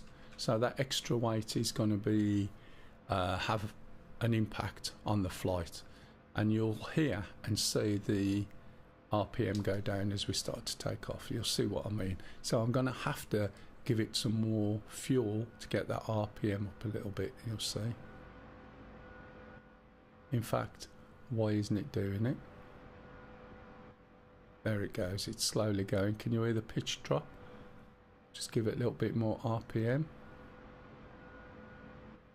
more fuel, keep the RPM up, and then we should be good. So now I need to turn round, find out what course we're going. I'm looking for that little marker. Obviously I don't want to crash into the trees as well. I'll be here somewhere. It's just like a little chevron. Set it to about 162, so we're coming up to 90. And if we look down there it is. So it's just off to the right, probably the way I was facing when I first started. There we go. Okay, so it's just there. You can see that little chevron now. There's a little bit of bounce. Right, so once we get started, I'm going to set the trimmer and use the collective and the cyclic to get coordinated.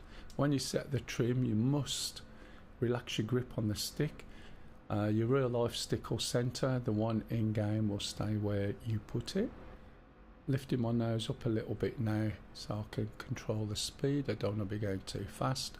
Trimmed it now, that's completely hands free. You can see here that the rudder is centred, and you can also see that the cyclic is forward. That's going to give me the opportunity to press left Windows and H, which is going to bring up the weapons management or crew status. Hey, morning Mort. You're alright matey, had a few issues today. I think it's mostly ED's authentication issues, but yeah, we all dropped out and the server disappeared, but hey. Hope you're well. If we look over there to the right now, we can see we've got a player, that's me, and the green ones are AI. We can also see, yeah, I know everyone's getting problems, aren't they? We can also see that we've got 100% ammo, and we've got burst rate of short. So I can enable these guys in the back, look, who are just sitting there enjoying the ride. And the way I do that is with the left control, and they're gunners number 3 and 4. So when I press, that will change from hold to return fire. That's fine. We'll be playing again this evening and yesterday. Okay, so we're going to switch it from return fire because we want them to actively fire at something that's not good. So we go one more slot and that's free fire, and we do the same for all the gunners. So it's control 2 for the pilot. The guys in the back, if we change it from free fire to hold, they don't shut the door, so you have to shut the doors as well, and you can hear it get slightly noisier. Okay, now what this means is they're going to start firing straight away. There's another control which is Alt. That's control, you dozy bugger. No, that's right, that's hold, but they don't shut the door. Shift and 3 and you'll hear it. You'll see it change from long to short. Jesus, I'm rusty on this. Never have it on long. So my one guy, which is number 3, should be on my left. He's sitting there doing nothing. So I'm going to switch him back on. I wonder if they've sorted that with the doors. Oh look, yeah, now he's opened the door again. Now usually I'll get that out the way because it just is a big distraction, and now concentrate on flying, and I know that my gunners are just going to open fire on the first thing they see. If it's armour, I am going to be dead. If it's SA2 SAM site or anything like that, they can take it out. Look, see, they're shooting on. So I suspect there's a helicopter over there or something. So what I'm doing is turning and giving the gunner the opportunity to shoot. There we go, look at that. There's guys, soldiers in the buildings. So I'm flying as steady as I can. So there's something down there, I've got to be careful. Right, let's turn around here. That's putting my left gunner on the target. He's on short burst. The gun sounds have changed in the Huey. Weapon sounds. Yeah, they're much more raspy. I've taken something out already, but I'm expecting a missile up the ass soon.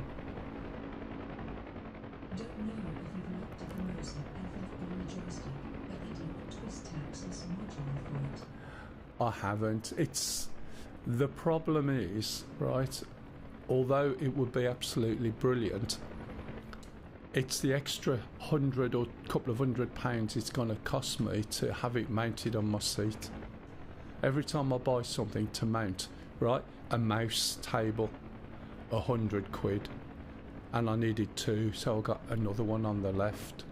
I get a bit of metal, a piece of wood, and it's £100, so that thing is quite expensive. And then I've got to get more stuff for my chair because everything's mounted on my chair at the moment. But anyway, have you are you getting one, Platty? Have you got one, or is it ordered, or what? And I wouldn't get Lisa a force feedback one, to be honest, at this stage. But we'll definitely get her the joystick. I just have to push her a little bit to spend money. She wouldn't even buy money on a coat for the winter. And I'm saying, that Lisa, you're going to freeze. Oh, I can wear two coats. I said, Lisa, just get a coat. She's got more money to spend than I have, but she won't spend it. It's like that much money for a coat. Do you know what I mean? And it's not even that much money. She's terrible. Right, so there's still stuff down here. So now if I turn round, the co-pilot. I'm gonna put the record team over there, man. You're going to put a what? Record. Yeah, no worries. So what's been doing? Are you joking? So what was happening? Any idea more? Was it authentication issues or what? Because it took us out completely. And which Discord was you looking at, Platty? Dear fighter pilots, partners, and friends, some of you may have noticed an issue with servers dropping off the multiplayer server list. A fix has been made internally. Please restart your service by closing it down completely and restarting, not using the pool. Apologies for the inconvenience. Yours sincerely, Eagle Dynamics. Right. At the moment, I wouldn't worry about it. We've already had a load of issues this morning then that rolled into something else. So if it crashes on us, that's fine, we just get restarted. It took my server out, then it took my client out because it was an authentication style issue. But while this one is working, at the moment, Spatey's only just started it up, then I'm quite happy to risk it for now. But they apologised on our Discord. That's interesting. Nice, see. So Huey's, right, believe it or not, are quite useful. As I said, they're more than capable of taking out SAM sites.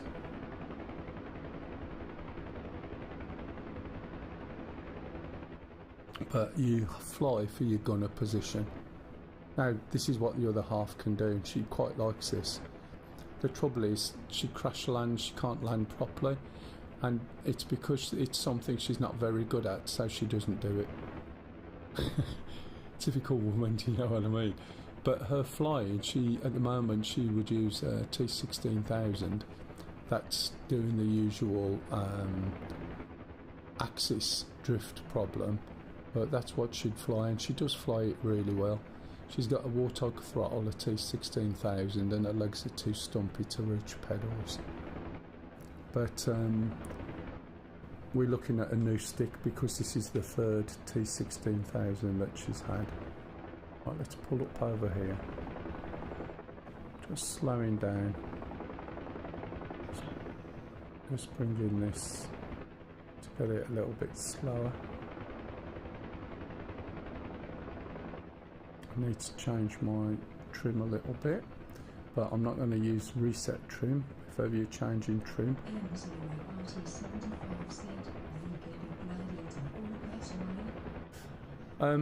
Well, we've been looking at the wing. It cost her about, oh shit, too heavy.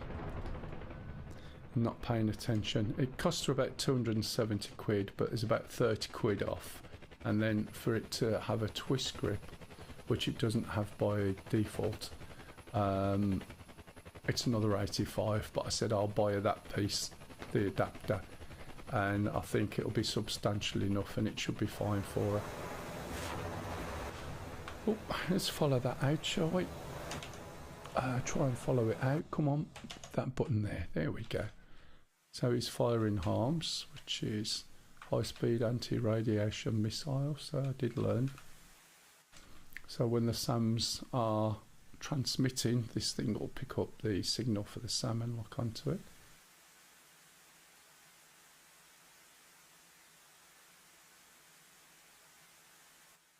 So this is the mission we normally play.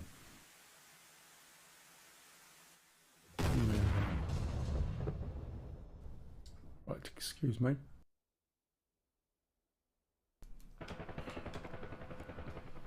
Right, so helicopter's dead. Can't get it fixed, but somebody could come and pick me up. So what I'll probably do is jump out if it lets me. There we go.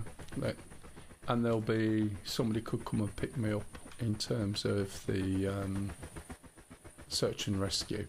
The reason why I suddenly dropped then is this thing's a lot heavier than normal.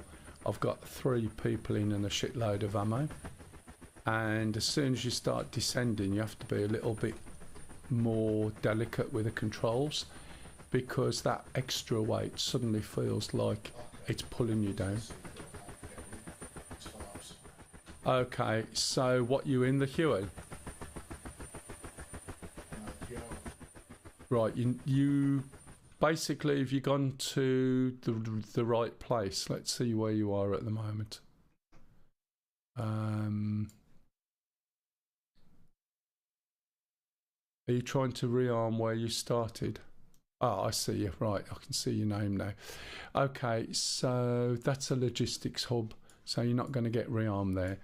If you look at the map and travel down 173 degrees, about half a mile away, you've got another area. Flying said, GhashPL walked with an Alpha twist grip is currently a shade over £400. Yeah, it's quite expensive, isn't it? The one we looked at was the Wing, and there was a deal on it, and I said if you get it now it's like 30 quid off. She's got the money sitting there. We couldn't get the twist grip part, they're out of stock. Yeah, and you have to be the right side of the wall, so it's like a little wall and you go over the wall, land, and then you can do it. Depending what helicopter you're in, you may have to switch to intercom. Some of them it'll work, some it won't.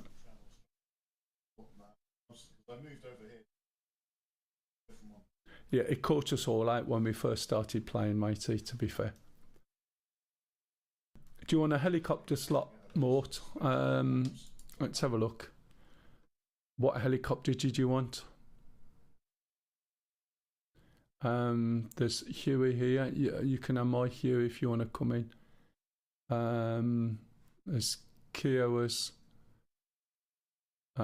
Sharks. Might actually jump in a shark. M0RT75 said, I'm in. Are you in? Okay. Right, we'll jump into a shark and we'll go on the attack. I haven't done a shark yet, have I? Right, shark's quite an easy startup. Always looks complicated. It isn't. Shut the door first, it'll get noisy. We start off looking at the right now and we're going to switch the batteries on. It's battery 1 and battery 2. This is a Shark 3, so just be aware there's subtle differences between this and the 2. We're going to turn around and go for the right elbow, which is on the back wall, and switch on the Ekran, hydraulics, etc. And then we're going to turn around here and switch on the KO41, which is targeting, and what else was it? I always forget. And navigation system power. There we go, that always useful. Put on the Abris. Forgot to reset this bit. And then we're going to just put some fuel flow on, and we're going to use the fuel flow for the APU. So we'll switch on the forward and aft fuel pumps, fuel QTY, APU fuel. Okay, if we look at the left knee now, there's a little button there where we can start the APU. So this start position depends on this switch. In the center it's APU, bottom left it's a left hand engine, bottom right, it's the right hand engine, and you'll see me start that in a minute. We'll press the start button, and we're also going to drop the collective brake now, so we remember. You'll see this start to increase. It tells me the fuel flow is there. This will go up to 7, the light will come on, and then this will drop back down, and this is ready now to start the engines. Whenever we start the engines in the Shark, we start the left engine first. Here's the engine control panel. Here's the fuel control panel, and here's the shut-off panel. So we're going to go left hand engine EEG, left hand fuel flow, open the valve, look back at the left knee. Now we're going to move this multi-position switch to the left hand engine, hit the start button, and then we're going to zoom out. And the reason we're going to zoom out is so we can see the needles on the right. This is the RPM, and that's measured as a percentage. So when the left hand needle gets to 2 or 20%, we're then going to hit the left hand engine cutoff over to the left. You'll see the exhaust gas temperature increase, which is telling you you've got a good engine start. And we'll wait now for that to get up to idle mode. Excuse me.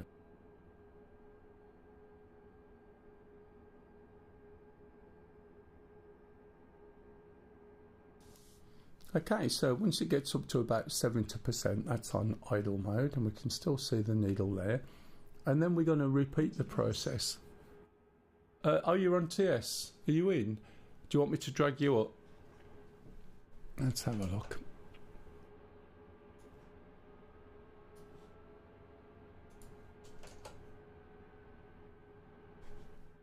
There you go. Okay, you in? Not sure if your comms are working at the moment. So once we get to 70%, we're ready to start the right engine, and the process is exactly the same. So it's right hand engine EEG, right hand, okie dokie, fuel shut off, turn round to the left knee, move the little toggle switch to the right hand position, hit the start button, zoom out, keep an eye on the needle, and as soon as it gets to 2, engine cut off, and observe the exhaust gas temperature. Okay, it's nearly there, and as soon as we hit that, we'd expect to see this increasing, which it is, so we got a good engine start on the second engine. While I'm waiting for that, I'm going to switch this little voice warn switch on.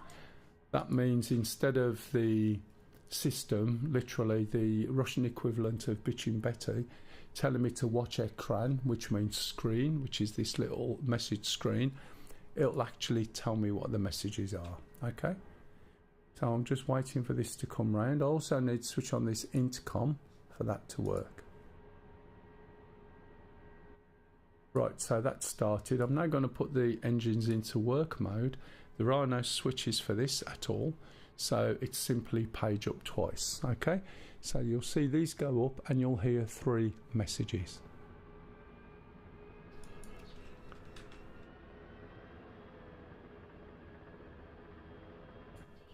Okay, so that was such a bad edit on that voice. Doppler navigation problem, engines on battery, no nav data, but the no nav data came before she'd finished saying the other thing. Hey.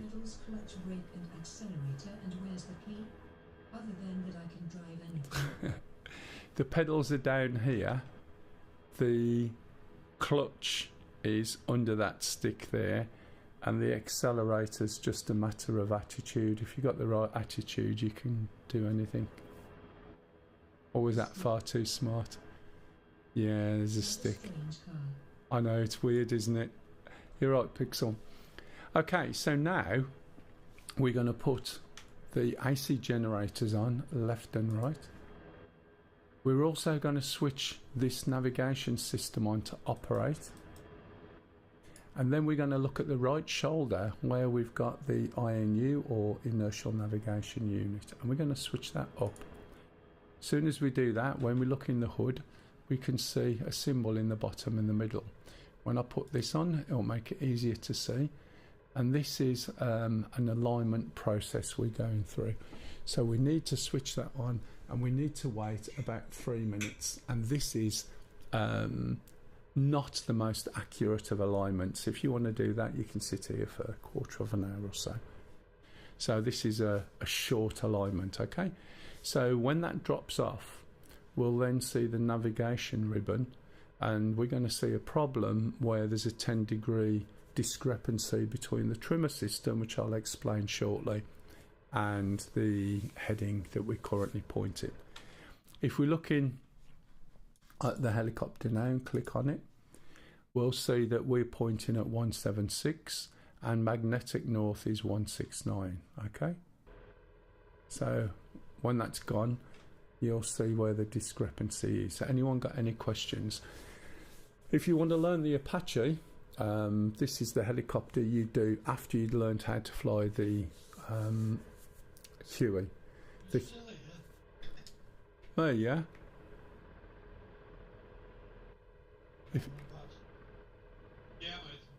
So basically,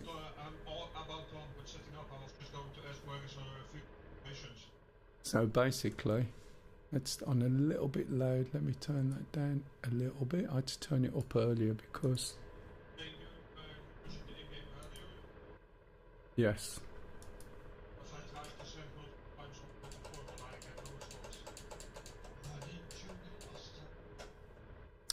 Oh man, every time, right, I don't know what's going on with this, but I always get left with all my buttons on the bottom. Realistically, how many hours that you need to learn how to fly it the first time? Are we talking about the basic helicopter? If I teach 400 hours of theory? No. If I teach somebody, right, a Huey, which I've done many of, and it's like a one-to-one training, there's only ever been one person who has not been able to sling on the first time they ever fly the helicopter. So if you follow what I teach you, you can hold that helicopter steady enough to be able to pick up a sling load, which is one of the most difficult things to do. Landing is also difficult, and that takes time and feel, but you can get the basic knowledge of how it works in just a couple of hours. And then it's about how much time you spend practicing to try and put that knowledge to use. Okay, and it all comes down. Yeah, I reckon I can get you up in it easy peasy in a couple of hours. Sort of, but it doesn't stop you falling off, does it? And that comes down to balance and feel and situation, and it's the same with a helicopter. But if you get the basics, then it's up to you to put the time in. But everybody I've taught, bar one, was able to take off. Once they can take off and crash a bit, then I show them how to hover, how to basically get into a hovering ground effect, and how to manage the cyclic, and then they go and pick up a sling load just to see what the effect is, and that's it. I don't expect them to put it down properly, but we do an automatic drop off, and then you need to practice, and the rest of it is, it's like anything. If you fall a bike, you hurt yourself and maybe die. If you fall out a helicopter, you die and probably hurt yourself. Yeah, I mean, if you look, the problems you get with helicopters all over the internet, where people have dropped helicopters out the sky, and that's how it behaves in game. And you will, originally, if you start with a Huey, which is the one I would always recommend, it's $24.99 at the moment. Basically, you know, it works the same as in real life. You get something called a vortex ring state, you drop out the sky, and if you don't know what you're doing or you panic, you end up dead, basically. Right, so that has now given us our heading. But you can see there's oh, for God's sake. My telly's listening again.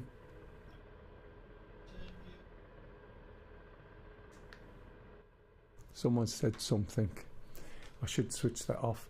You can see there's a 10% discrepancy between where the trimmer's looking and where the helicopter's looking. Now, I did look earlier, and if you notice here, we are looking at 176, and you can see the actual helicopter thinks it's at 166, so we need to adjust that. And the way we adjust it, we look down at this little knob here. Bear in mind what this is set to, which is 7. What did you do? And we're now going to move this to 176. Squirrels, what were you in? What are you like? Squirrels. So we go to 176, which is the little fat thing there, the wider indicator, as you can see. And then we move this little switch here up. I mean down, sorry, and then up. And we put this one back to 7.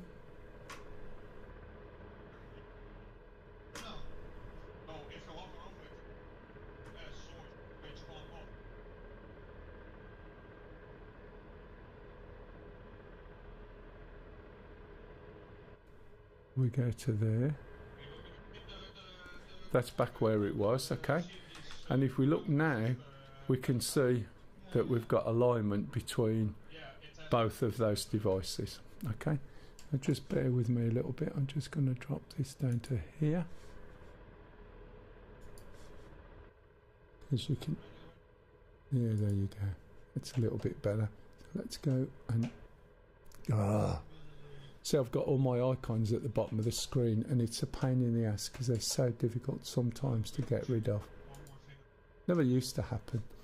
Right, okay, so now, oh, for God's sake, now my mouse is off the screen, and if you go for the other method, I can't adjust all the things I want.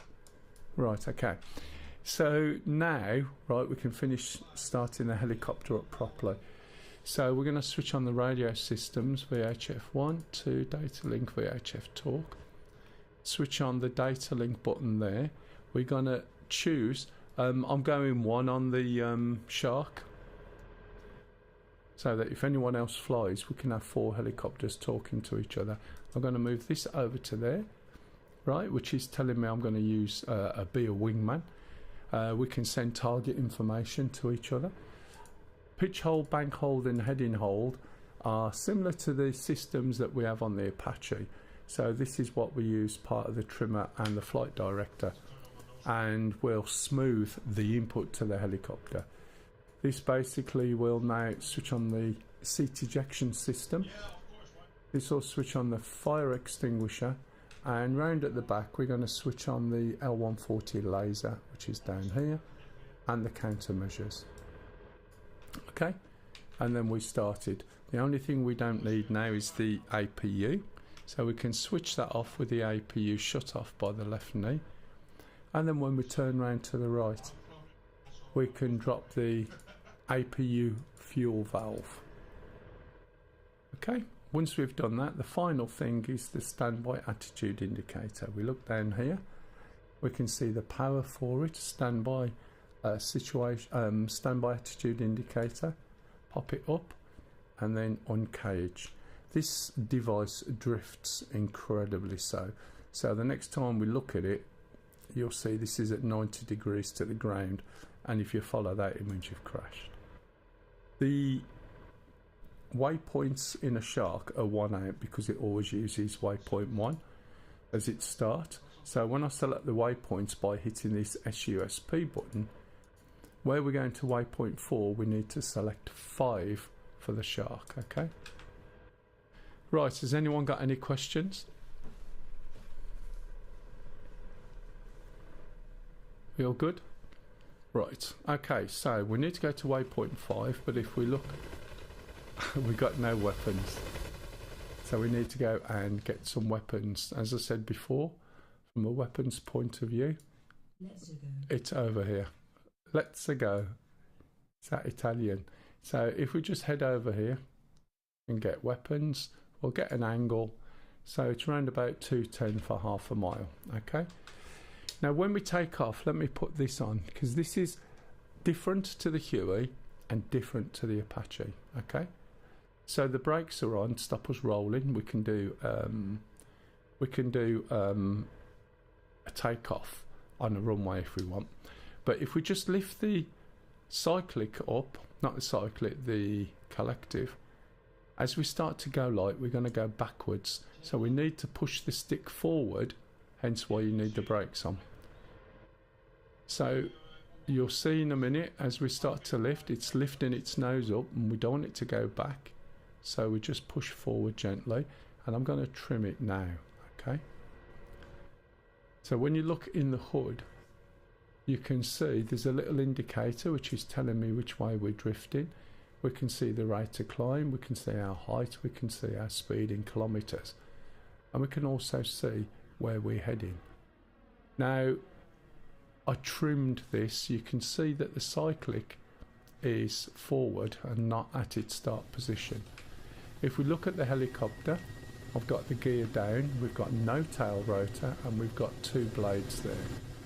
There's 2 blades because they go opposite directions, and the counter rotation kills the torque. However, the trimmer in this manages 20% of the input. So what does that mean? If I try and move with the trimmer set, it pushes back.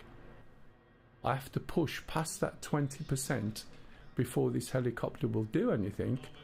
So if you think about it, I'm going to turn around now and look at where we rearm refuel, which is over there, I believe, yeah?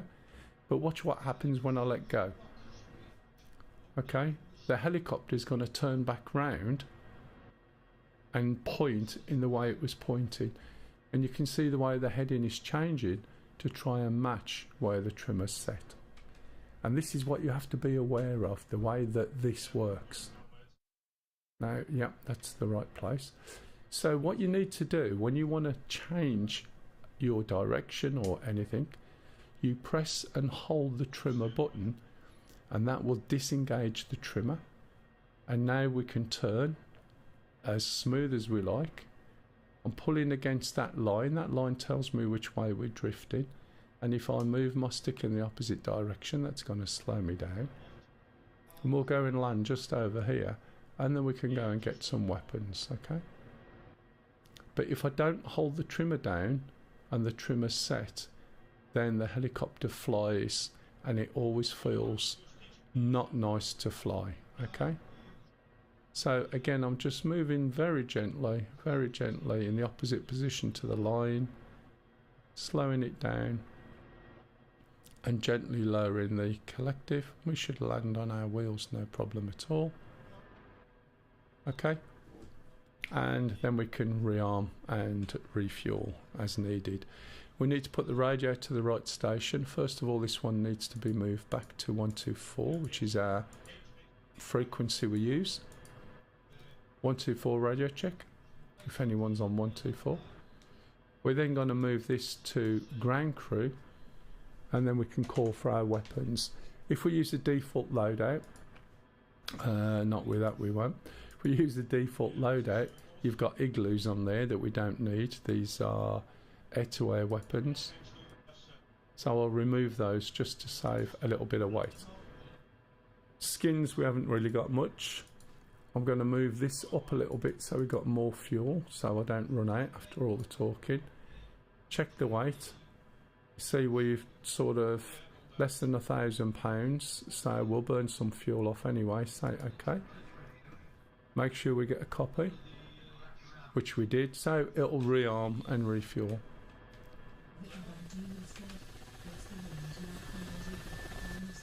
Just the same as they're just the same as the handheld, but they're a little bit weird.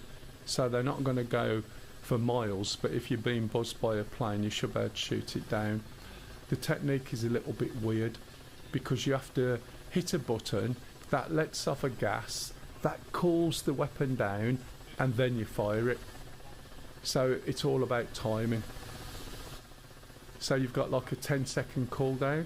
So it's no good doing it when you're being buzzed already. You need to sort of anticipate something's coming. It's a very odd way of doing it, to be honest.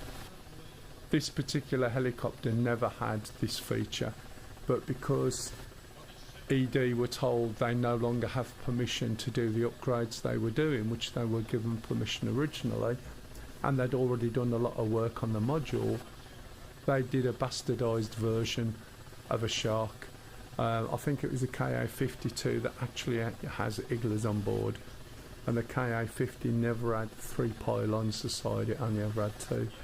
But they've spent so much time and effort making the model, redoing it all, making it better, and then when they had all the facilities pulled off it, yeah, exactly, you can't complain, can you? It was supposed to have infrared as well, and funnily enough there was an event in Russia that happened within about, I don't know, a year or 2 of them having the permission removed, and to me that all makes a little bit of sense now.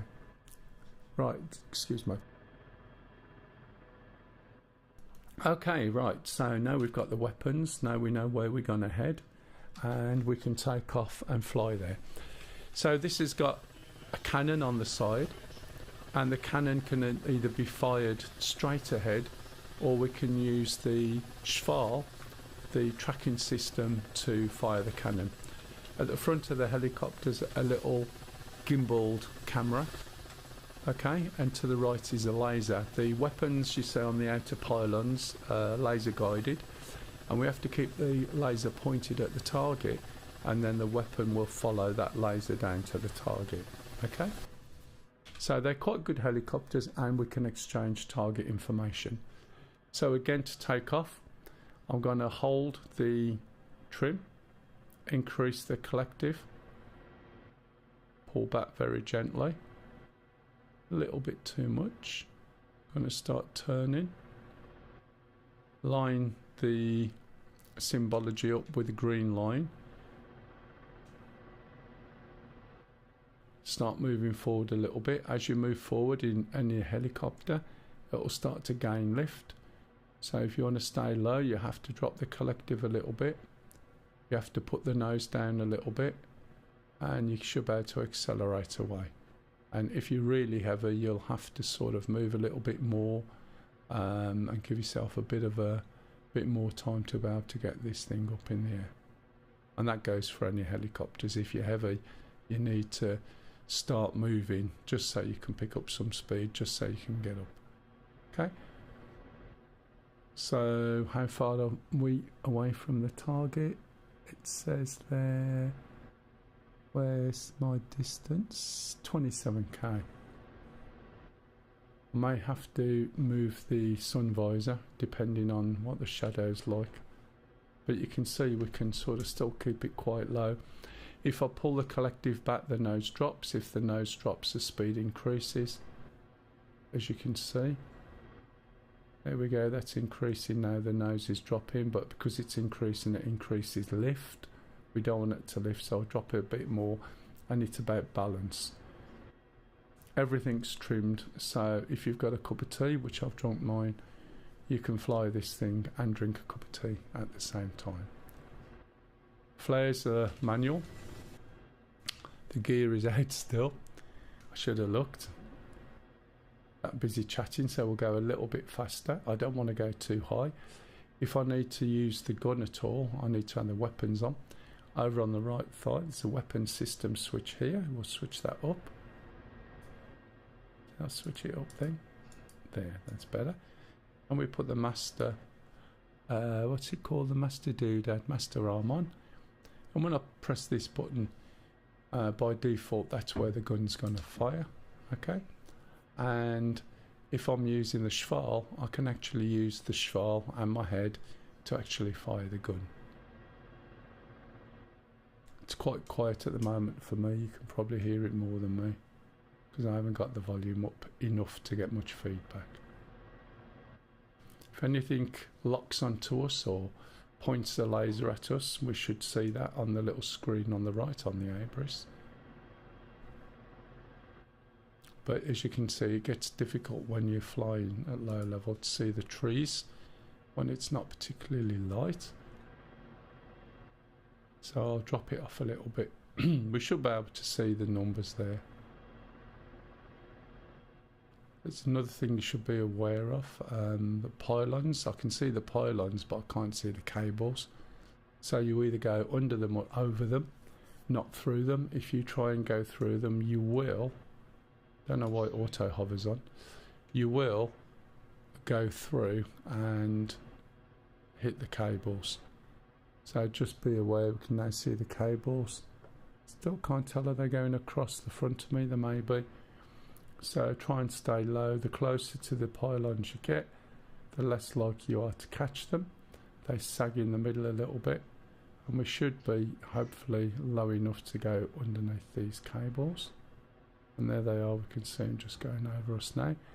But if my rotor touches them, we're destroyed, okay?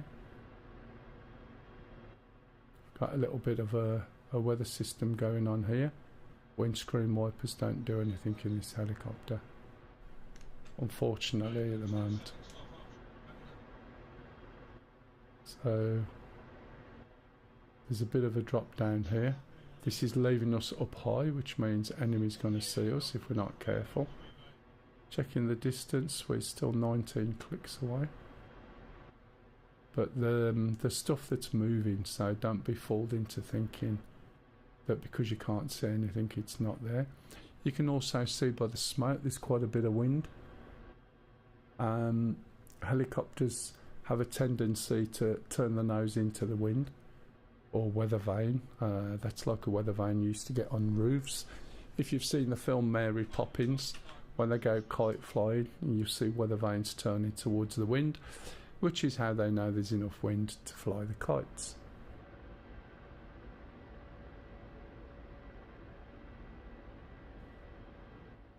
Right, so I've got to be careful. We're going to come up to a ridge and then over the top.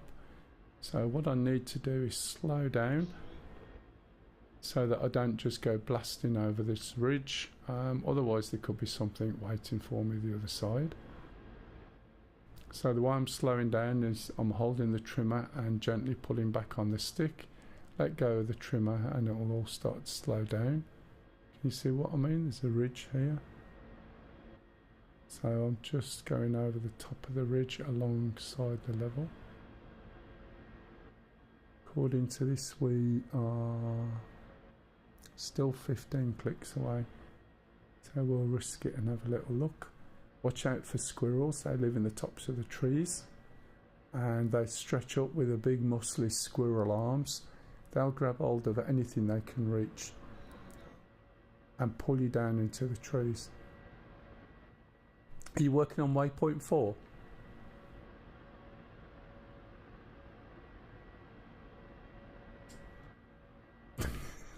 I hope so. Okay, we've got some sort of clearing over here. Again, just be careful of the trees.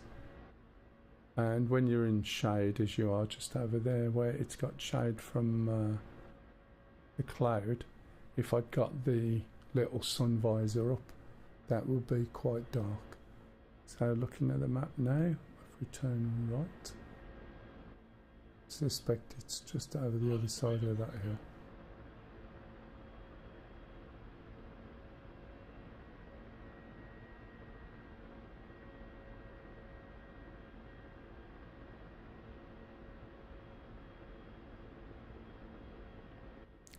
What I've done with my volume is turned it down enough that it's not causing the mic to switch on and bleed over into the channel and give you a bit of echo. So your sound should be fine, volume of me speaking should be fine, but hopefully you're not getting much echo from anything else.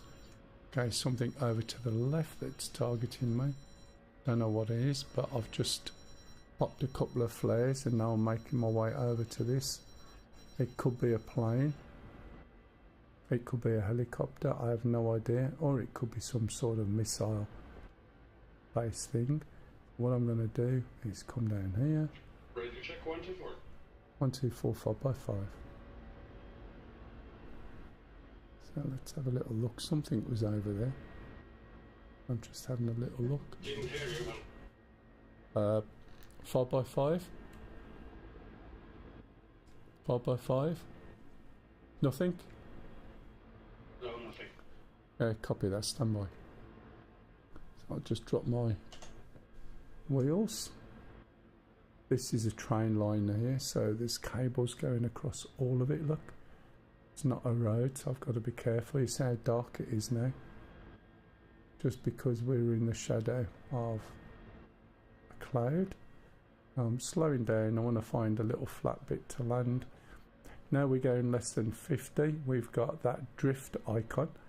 You might wonder why you need it, because it's fairly obvious which way you're drifting, but if you're in the cloud or over the sea, you will have no reference point. So less than 50 kilometers, that thing kicks in. And when you're trying to slow down, it's ideal, because you just gently move the stick in the opposite direction, and you can see how smooth this thing is performing. Always try and make sure that if you are going to land, that your nose is uphill, so we don't tip over, and that should do it. So I'll let go of that, and let's have a look at my voice activation for this helicopter. Adjust controls. All you got to do is type in VoIP. There's only one. Let me have a look. I think it's this one. Let's clear that. 5. Okay. Make sure the radio is set. 124 pup, yeah. 124 radio check. Still nothing. That's really strange. This worked absolutely fine earlier. Might have been when we had the issue and then my sound dropped out. So let me look at options. That's all set up. That's okay. That's how it should be.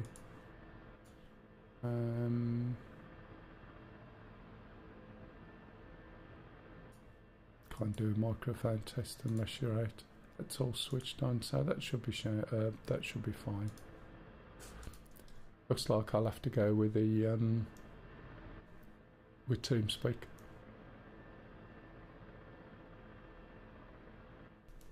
Okay, right. So we've got some targets. There was obviously something over there as well. So I'm just going to now lift up gently, and I'm holding my trimmer in. Okay, lift up with control, hit G for gear, and let's see if we can find something. Now here's the railway line. I have no idea whether it's a vehicle, whether it's a SAM, whether it was another helicopter. So we'll have a little look and see what we can see. We are 10 clicks from the main target area. What I don't want to do is be really high and lift up and see what there is. So I want somewhere ideally that I can utilise the terrain to mask myself. That red circle there is the other person. I assume that's you, is it, pup? You're right by the railway. Yeah, copy that. Bye.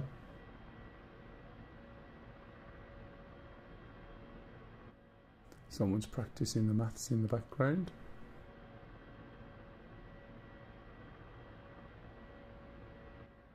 That sounded like cookie. Or it could have been more.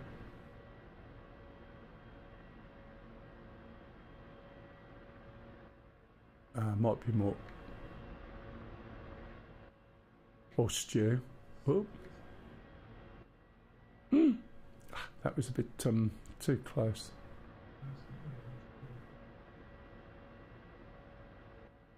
What was that? Something's firing, did you say, Pop?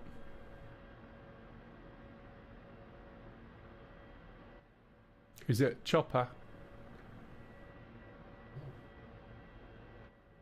Oh yeah, you got missiles coming in. Unless it's just smoke from a chimney. That's smoke from a chimney. Or did you hear the missile, or did you see the smoke?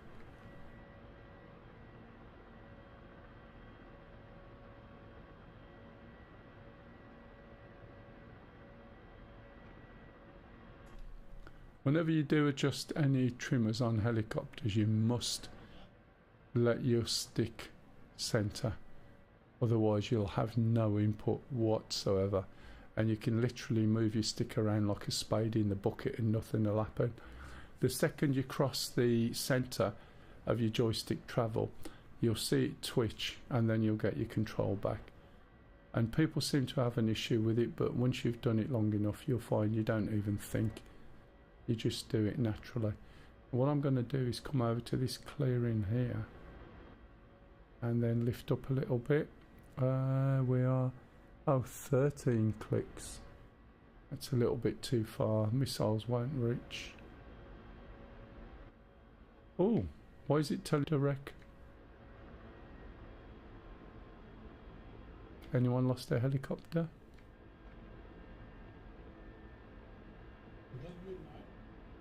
You did?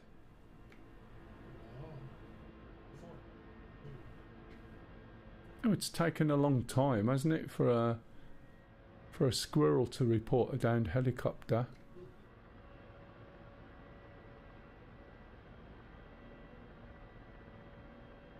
So there's Pup over there, look. I think.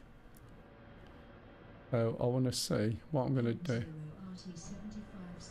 Ah, it was you, was it? I'm just going to come over here, but rather than go too close to these trees, I'm going to find myself a position back a little bit, because then I can play the angles game. If I'm too close to the trees, then I'd have to get too high to be able to view over there. So let me slow this thing down a little bit first.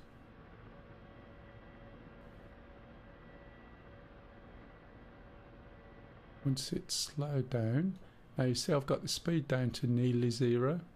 Okay, it's going back a little bit, so I'm going to, oh no, forward a little bit. I'm going to pull it back, get the speed down as low as possible, and then when I put it into auto hover like now, it's going to take a few seconds and suddenly I've got a helicopter that's ready.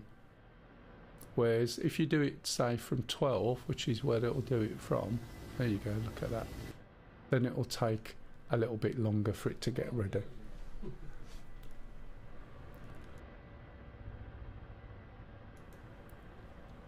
Right, if you look at this black line, I actually flew right over there at one point, so we've got targets over there.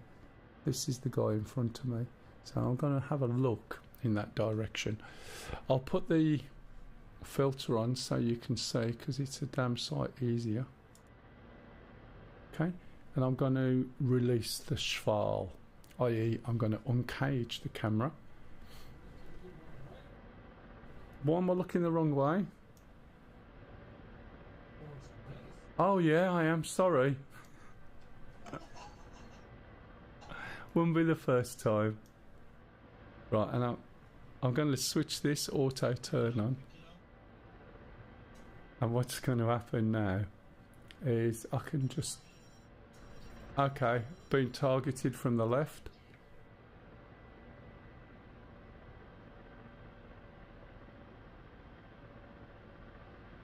Yeah, you mean they never shouted rifle? Yeah.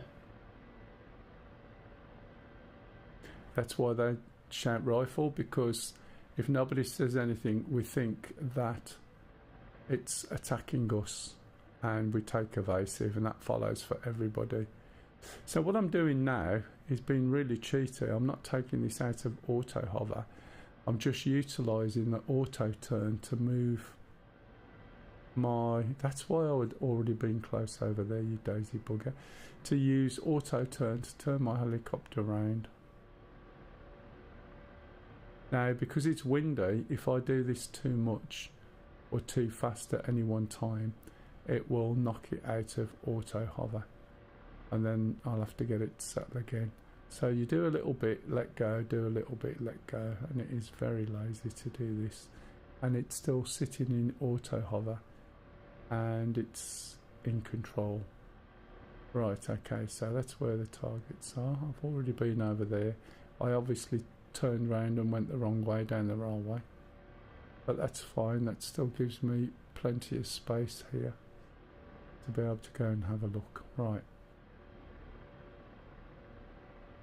so when I lift up to a certain point, we're going to start getting pipped. If I bring this back, you'll see there's like an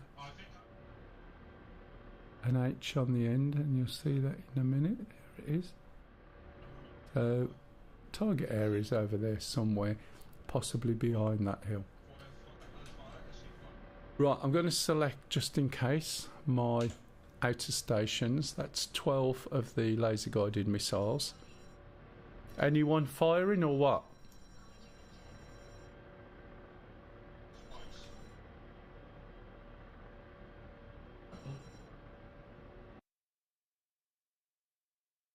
Are you getting that, pup?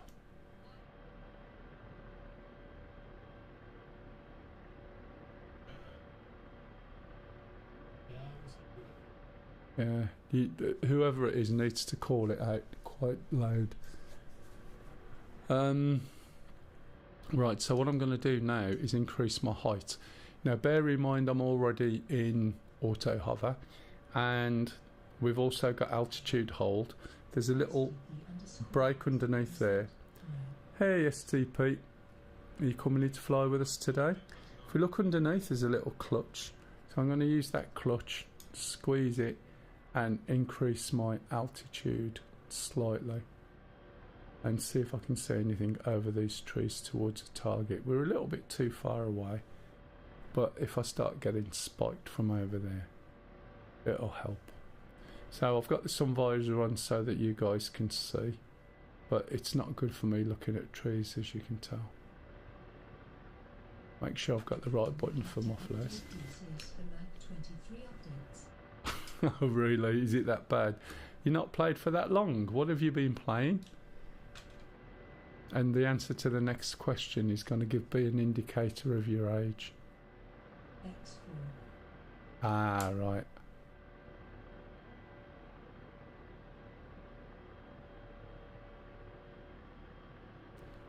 I suspect what we're looking at is either over there.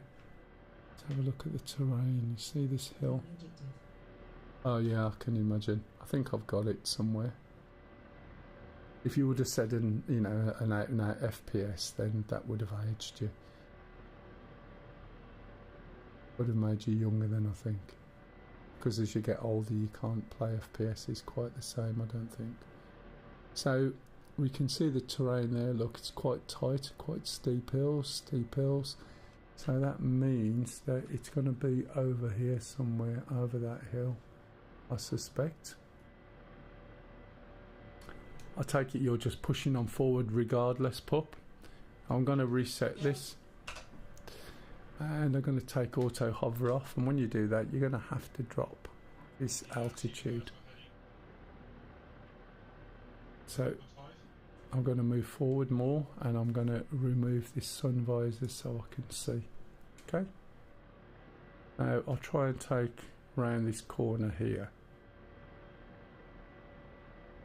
And then fly. See where that slope is? I reckon if I'm over there and look round the slope, you might see something. Okay, who's that? Someone firing? Yeah, somebody's firing somewhere. That's the enemy firing on me. Hello, Spatey. I didn't know you was in. Sorry, you're in, Spatey. Yeah, in a hurry up. Ah, I didn't realise you was in. Alright, did you Down near waypoint 4. I'm antagonised in an SAA. yeah, copy that. Did you see the messages from ED regarding the servers?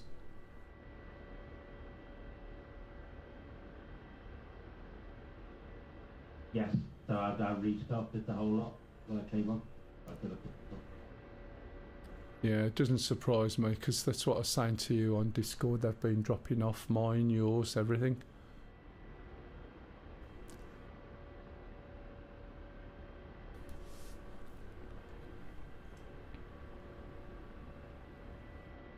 Cookies in, can you believe it?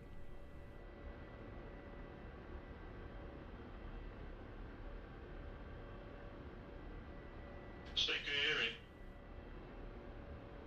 I can.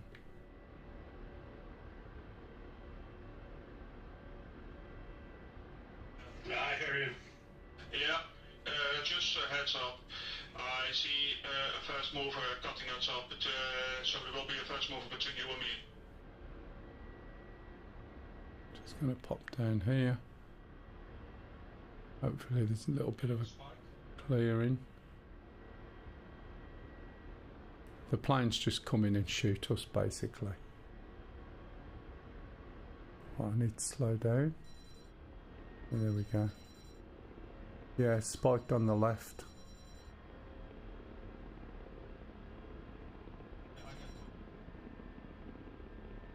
Yeah, missiles out.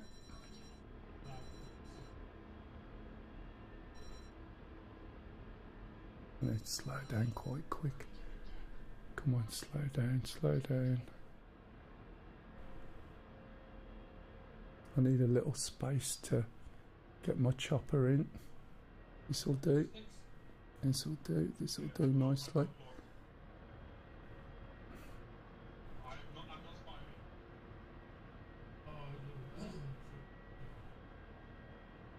You hope it was in.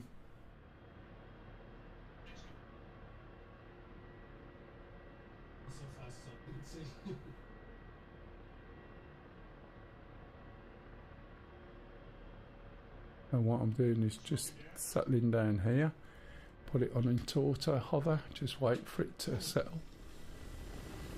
And then I've got a bit of cover on the trees and I've got enough room to pop up, pop down, pop up, pop down. So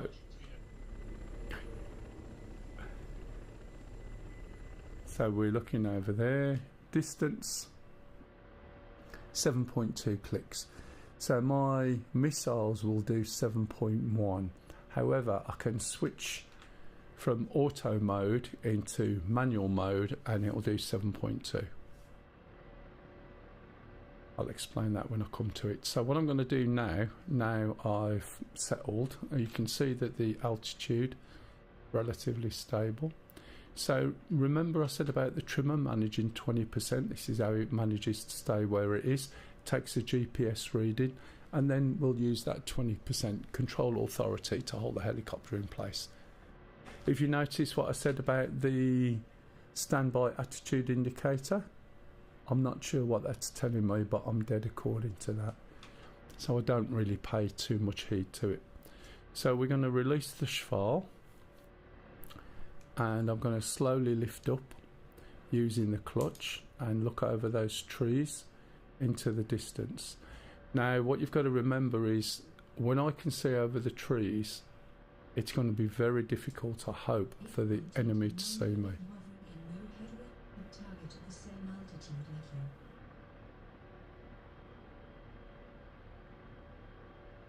Oh right, yeah. You can squeeze it. So what you have to do is put it into manual and you'll get a little bit further. So the way this works is when it's in automatic, it basically has a set of rules that say, are you close enough for that weapon to hit the target, and are you pointing in the right direction with a laser, and if you are, you get a consent to fire and you can fire. The chances of you hitting the target in automatic is very high. When you're in manual, you're making the choices and you're also taking the risks. Right, so manual mode, you can really extend it up to about 9, but then you've got to start getting your height up so that you're using gravity to give the weapon extra carry effectively. We've got a narrow view mode and a wide view mode. So I've got this little gap in these trees and I'm going to just lift up a little bit. But I've got to be careful because when you're doing this, it doesn't take much for something to fire and you don't even realise it. So I think it was over in this direction. However, the contrast doesn't look great for me. I'm going to press U.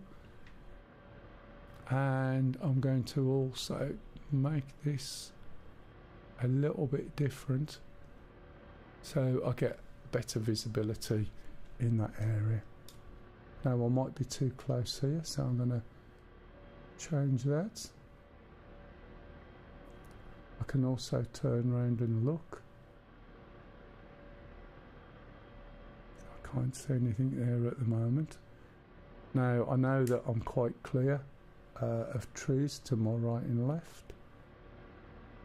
That looks like something to me. Nope. See that little clump of tree leaves there. From here, that looks like a vehicle. And this is one of the problems with this. Why am I tilting, or is it a hill? It's a hill. I'll let it off. I'm slowly turning round. I don't want to go too much. You've got targets, yeah? Yeah, send me a target then, if you will. And I'll show you something else that this is extremely good at. Don't want to go any higher. I'm going to reset mush file. Okay, let's put the camera away. Lasers off at the moment. I'm going to put... Right, okay. So first of all, select the type of target with 1, 2 or 3 at the top. 1 being armour, 2 being SAM, 3 being other. Select 1, 2, 3 or 4, 1 being me, 2 being whoever, 3 being you, is it? Okay, select 2, make sure you're locked on that target, and then hit send mem. And if that doesn't work, just save it to Abras first. Tell me when you've done it.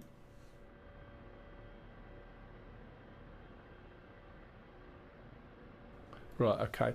So that didn't work. So before you hit send mem, just select the target type at the top, right?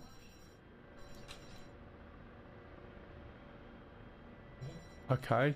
Make sure you set it so you can do send mem, and it should flash on. It should be a diamond or something on your Abras. Can you see it on your Abras?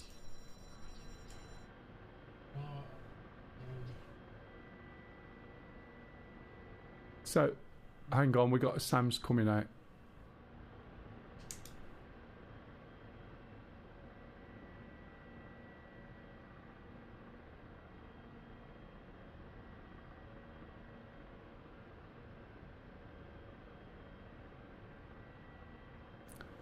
Okay, so basically you find your target, you lock on it, you hit number 1, 2 or 3 depending on target, and then send mem, and it'll put a symbol on your Abras.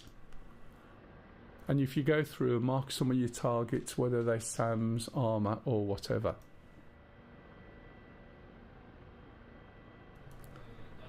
Right, okay. So now select that by hitting the number 1 again, and you'll see it start flashing. In fact, now you select me first, sorry mate. Select the big number 1 in the middle row, and then use the little number 1 to select which target you want to send to me. I'll get there.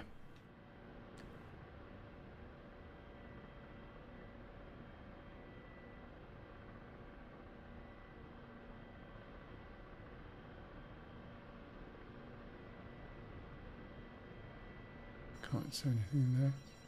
Okay, has that worked? Can you see it flashing?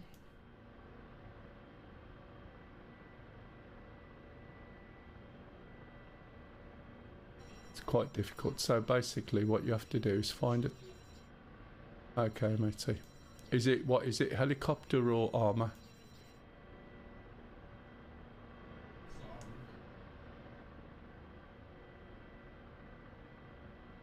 Let me... he's been shot at, so let me just take this out and then turn around and have a look. See if I can see anything. How far away are they, or are they in the town?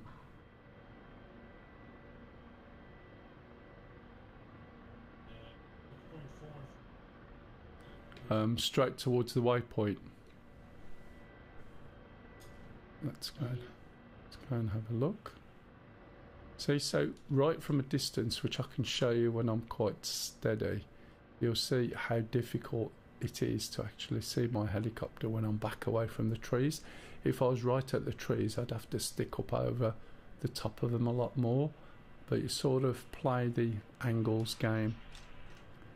I need to keep my ears open as well. Is that stuff over there, look? Or is that just trees in the background? Trees and bushes.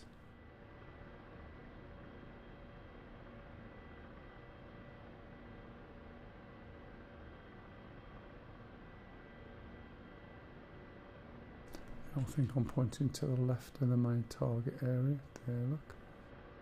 So we should see a town.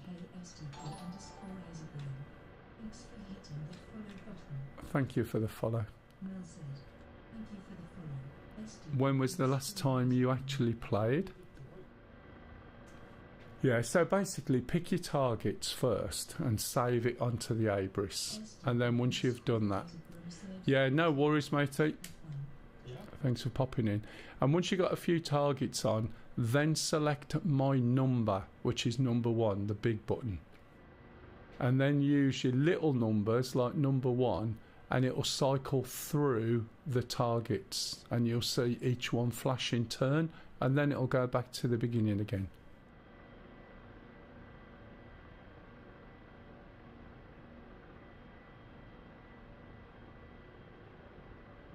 Can you see that? And the one that's flashing is the one that you're sending to me. So when you're ready, hit that send mem button and it should send it to me. That's just cloud.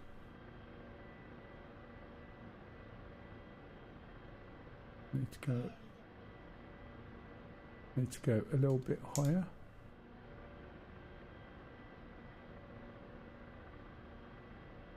Control E 3 times. See how dark that looks now. How you doing, Cook?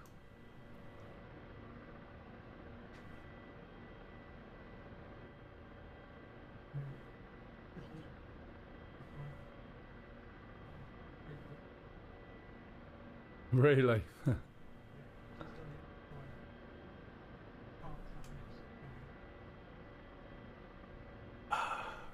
Yeah, I got no visibility at the moment with the trees. Didn't hear anything. Let me check. No, matey.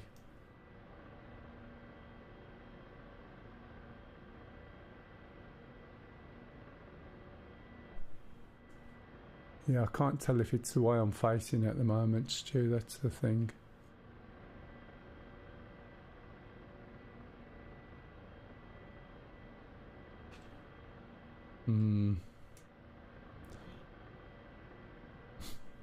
I've got the hill and I can't see the town, and I think the town's down in a dip.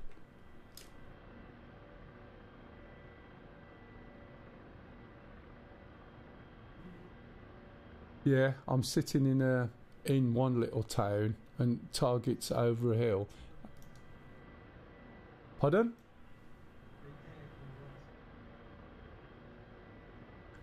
Yeah, copy that, thank you.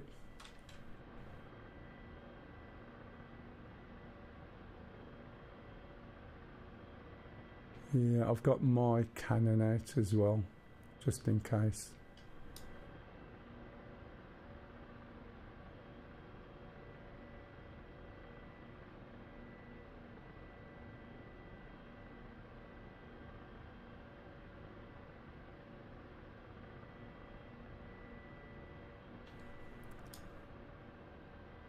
Just looking for the top.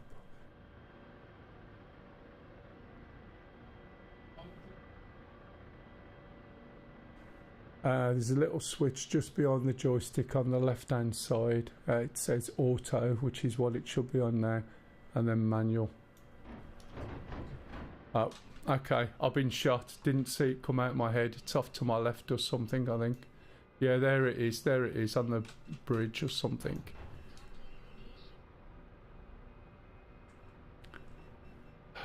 Put my wheels out.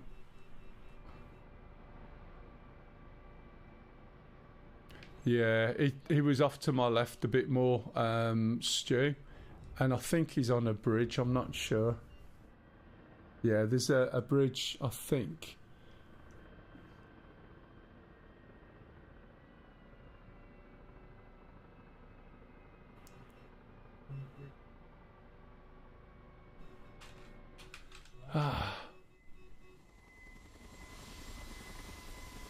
Jesus, he gave me a good sprain.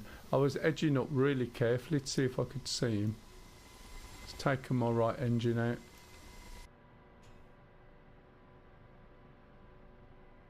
Yes, I know. Check all parameters. Yes, I get that. Well, just eject me then. Yeah, you're not going to eject me, are you? Go on then. Now we can. Oh, did I get out? Jesus, that was close. I just about got out before the thing blew up.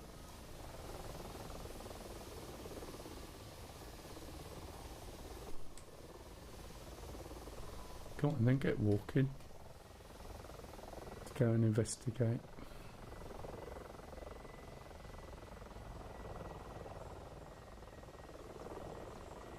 He's not going to run, is he? Do you think they'll just shoot him?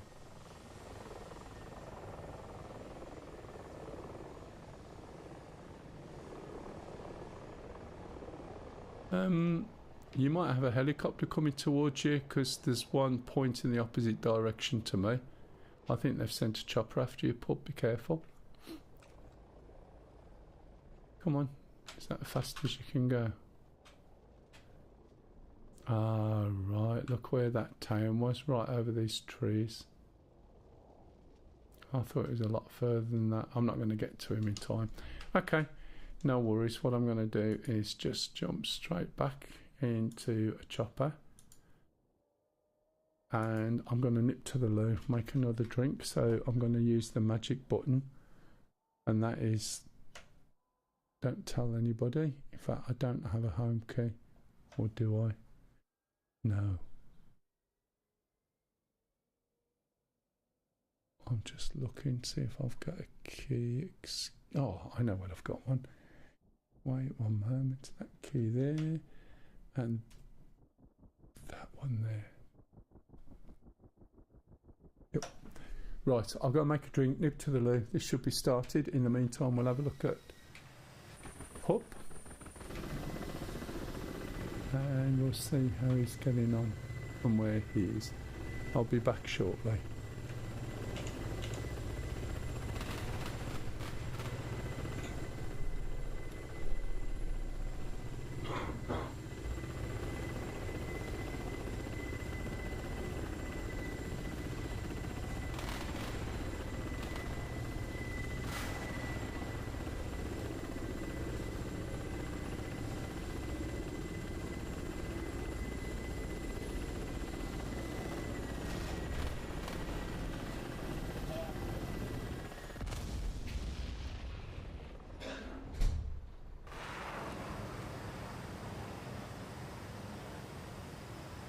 Katie said, "What's about to get spanked by a hive?"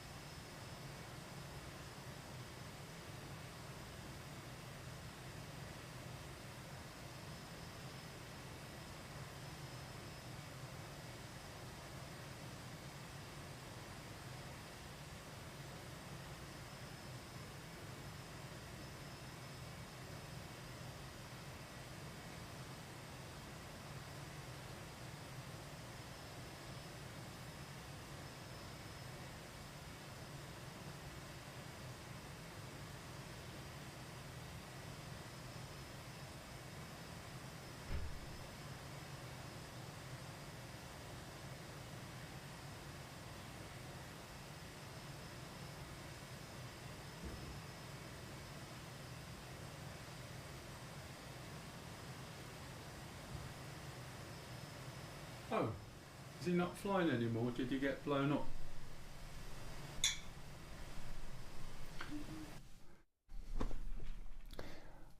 So what happened, pup?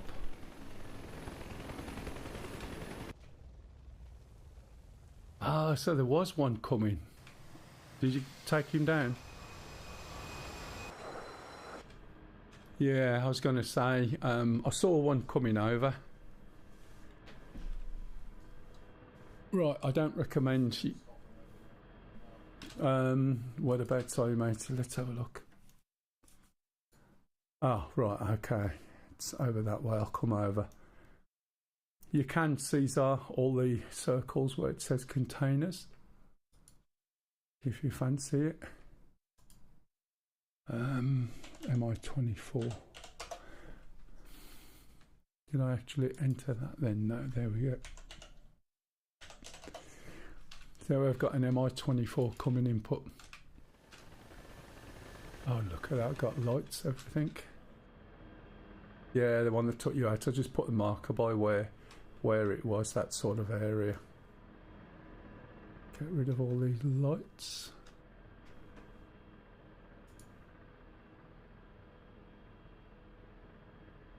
What else? Put so many things on. Got a... what's it, beacon going round? It's over here somewhere. Light tip lights. Anti-collision beacon. But is it aligned? Yes it is, excellent. Not sure what's going on here though. Let's have a look.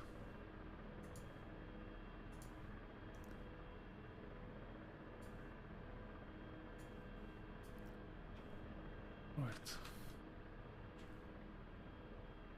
And I am...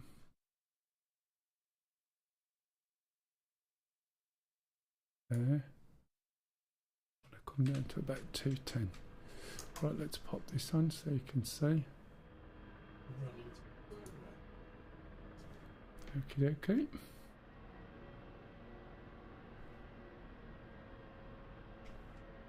Oops. Get back up.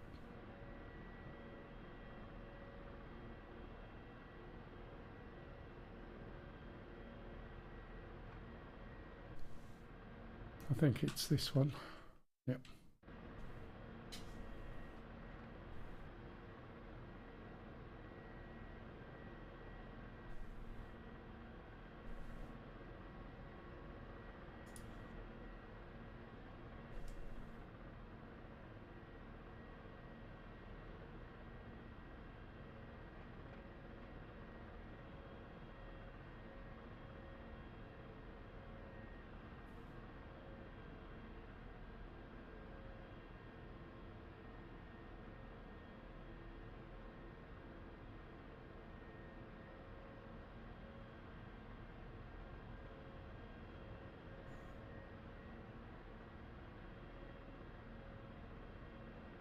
Someone give him an ice cream and shut him up.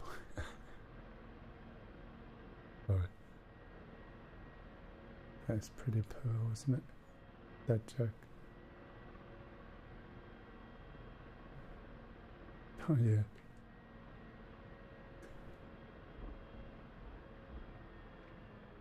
Let's do a quick reload. Oh, before we do that, we've got to put the radio on. Also got to switch channels to 124.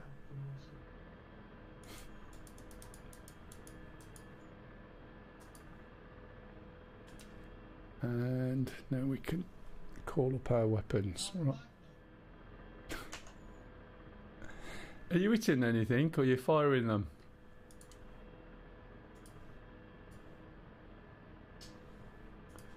I'll have a quick look in a minute. Make sure we get a copy first. Yep, right, so. Okay, here's his magnums. Oh, there's one anyway. There's another one. Blimey. There we go. Good way to go. Not sure whether they've started doing it yet, but soon anything that's infrared and that isn't going to struggle to go through clouds and things. Yeah, you got splash on that. They're looking.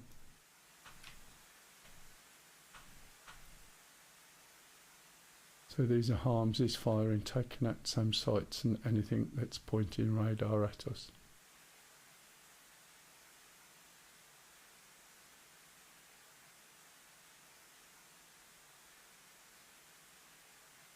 I think there's something over there.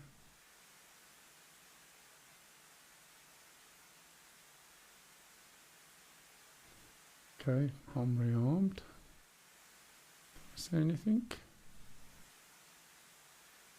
Oh yeah, tiny little thing, look. Yeah, that one got it. Okay, so we've rearmed, refueled, turned the radio back, which is probably why it wasn't working before. 124 radio check. 5 for 5. Yep. Good copy, thank you. Let's look at F10. See where that marker is. Where thingamajig was taken down. It was about here.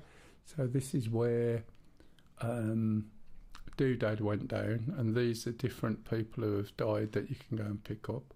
So I'm just going to get a bearing and head over there. So it's around about 162 for about 9. I'm going to put my weapons on already, because that way around if I come across... Oh, it's already done it, I think. Yeah. Put master arm on. If I come across the helicopter, I should be able to shoot him. The only problem is, as you can see there, you get no compass when you put that on. So I have to wait. It's 162, wasn't it, I think? Hey, Solo.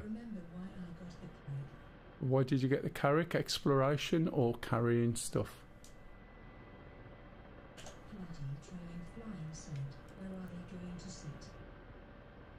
Oh no, I'm not picking them up. I'm going after the helicopter that shot him. What was that? Sorry, pup?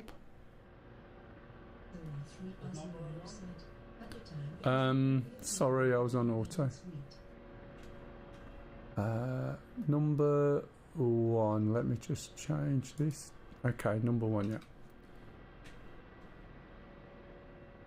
Oh, it had a bed and ensuite. Yeah, as I said to you before, I didn't get the Carrick. I've got beds. I've got one place where there's an open toilet with no door straight opposite the canteen, which, you know, it's sort of, is not great, but does the job. So I'm looking for a plane, although it was a little bit ago. It is likely to be still in the area. Yeah, that's probably the biggest feature, and it is an exploration ship as well, but it's just ugly. It's one of the ugliest ships. The Reclaimer looks nicer than that. I'm just having a look at for that MI-24 pup. It'll be either lingering around where you were or heading back towards where it came from. Once you start getting a few helicopters, it starts popping out.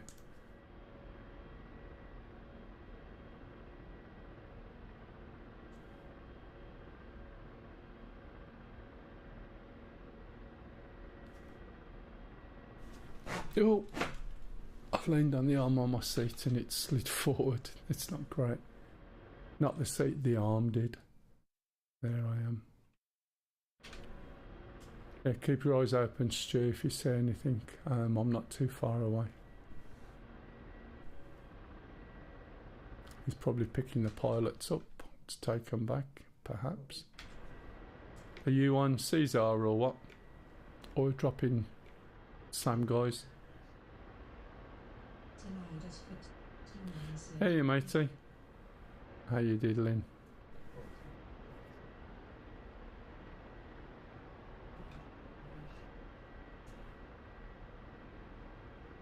I don't know what we've got on this.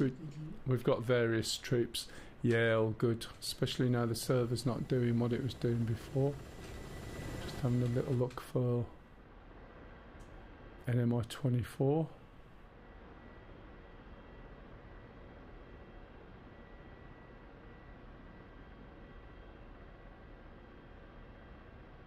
Not sure, matey.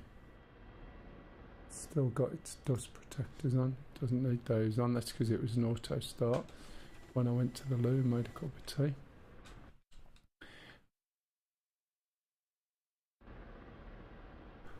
It was quite good fun the other day, flying in Star Citizen. But when you can get your gun on a target, you do pop them like, you know, little peas. Especially in that Harbinger, that was very few shots and they just go pop.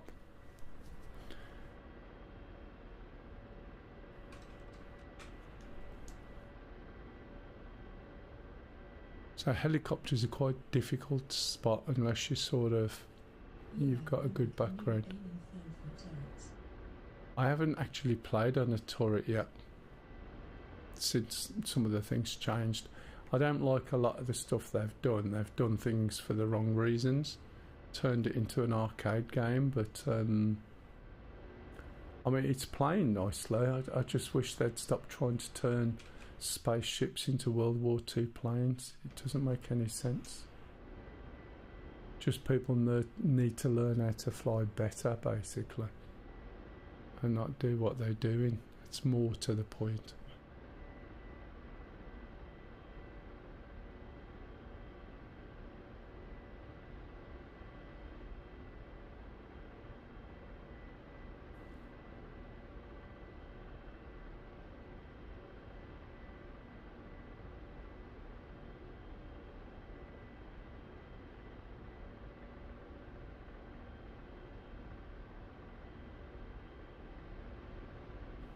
Can't say anything at the moment.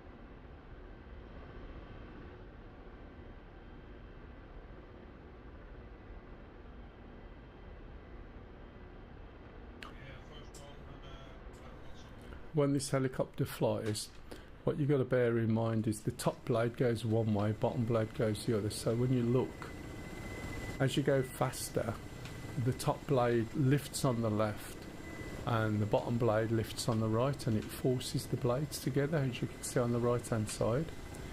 If you don't take notice of the alarm that you'll hear when that gets too close, those two blades will collide. It's called a blade strike.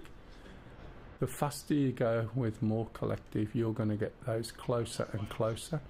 If you then go the wrong way on a hard turn, you're going to push them together, and again you'll get a blade strike and you'll end up dead. If you hear the beep, what you've got to do is basically lift your nose up. I would hold your trimmer switch in and just slow down and reduce the collective, and you'll see that the blades will start to balance out and then they won't be squeezed so tight. However, it lets you do it, and if you do it right, you can sort of squeeze a bit more edge out your envelope, so to speak. No eyes on the chopper at the moment, by the way.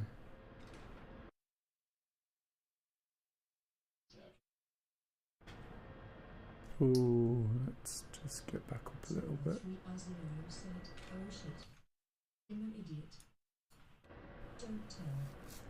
What have you done? Doing something silly.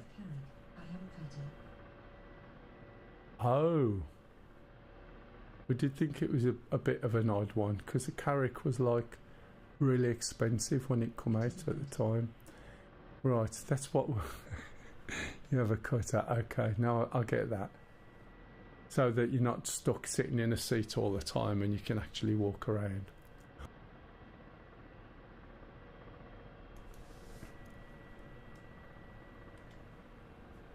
I've got some windscreen wipers, which do that one, and you can see they do absolutely nothing. Now it would be nice if that gets adjusted so that they, let's have a look, not that way, that way. If they get adjusted so that it actually wipes the window, that would be really good, wouldn't it? And there's no reason why they can't do that, because at the moment you can see what the visibility is like. Seems a bit daft, but hey, got to be careful now because I know I'm getting into the area. Oh yeah, cutter's fine. Oh yeah. Okay, I've got something shooting me. I think it's armour.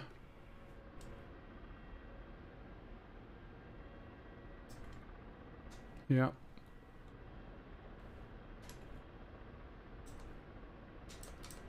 Why is this not firing? Okay. I'm going to back out of there because for some reason my gun's not firing.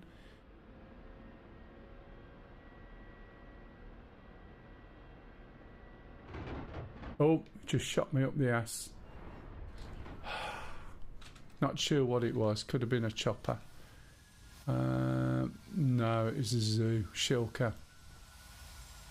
So it looks like some of the armour's possibly moved forward. Down to a proper schedule. Just go ahead and retire already so you can play all day. Yeah, I can't play all day. I'm starting to, my feet are hurting a bit now, so they'll swell up. That's why I stopped playing after about 4 hours. I used to play 6 or 7 hours, but after a bit my ankles swell, my feet swell, the bottoms of my legs, and then I found out I was diabetic, so I have to be a little bit careful and be sensible, and then if I have a break then I can come back later, if that makes sense.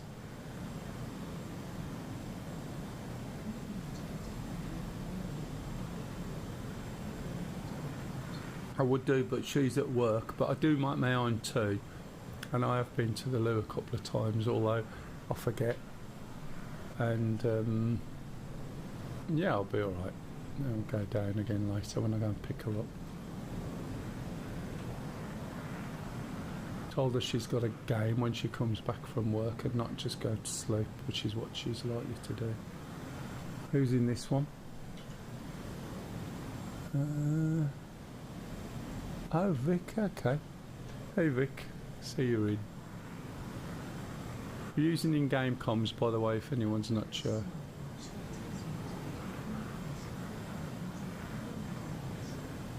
I don't drink every 90 minutes, but I certainly drink a lot of tea.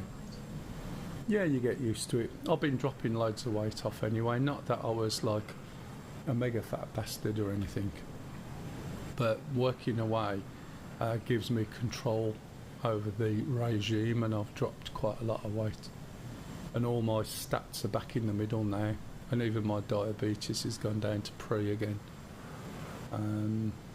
I've got about another stone I want to drop off. Saved me buying all my clothes that I got in the 80s and 90s.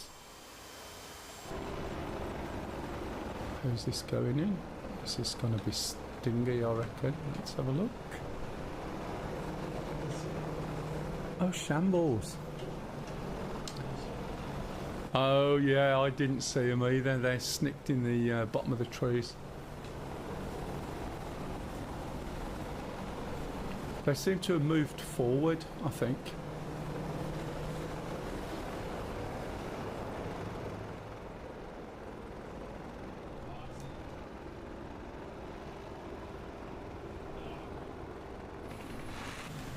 What's new, mate?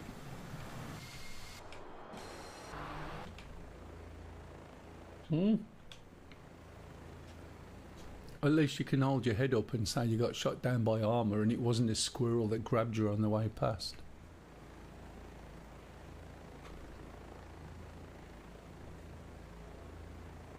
I've got it, but what's it, half price? Yeah.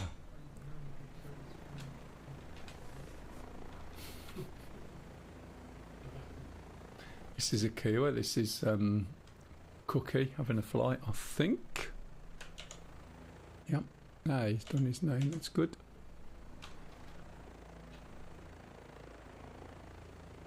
So this was a forerunner to some of the updates they did on the Apache, basically.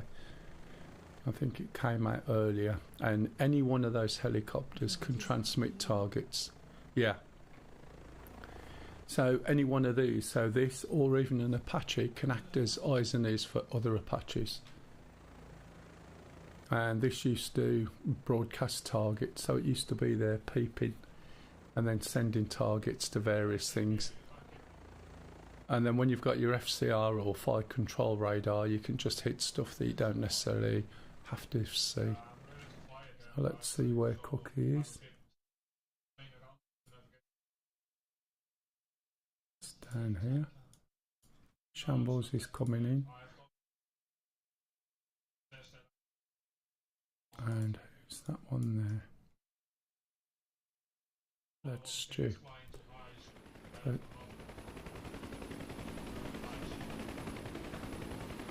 Are you waiting for all the bodies to pick up, Stu?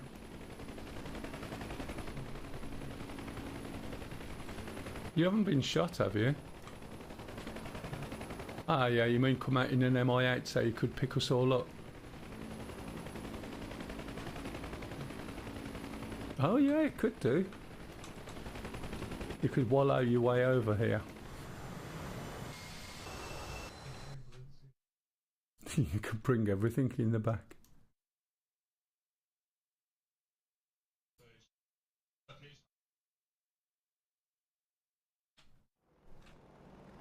There's Sham coming along in this. Just having a quick 5 minutes.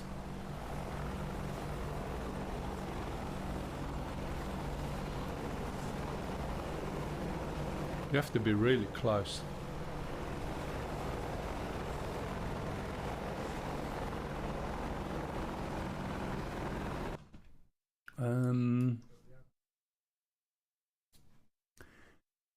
Yeah, I can see there's 3 nearby. What, you mean he's saying twice? Not 3 times. Yeah, you're just round the corner from Stingy. You are really close to Stingy. You're just about half a mile.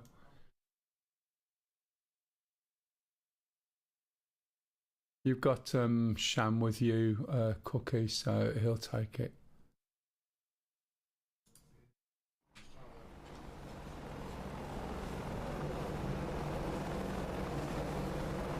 It'll probably say SA5.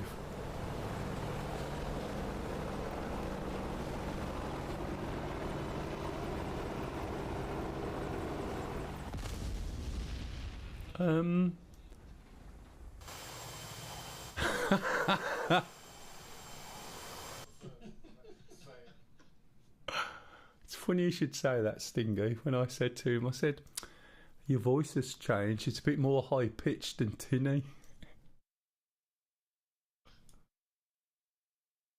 What happened, Sham?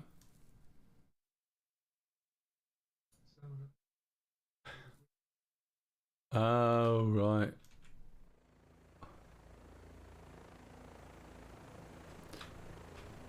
I'm really sorry, Cookie, but that guy that was there to help you out, he's over on the right if you want a hot dog.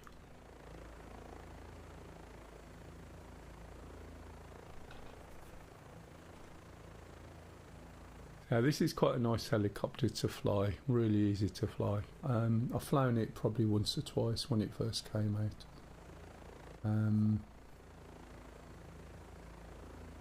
It's just really nice. I haven't learnt all the systems on it, to be fair. And the Chinook as well. Right, I better go and get something. I'll get the...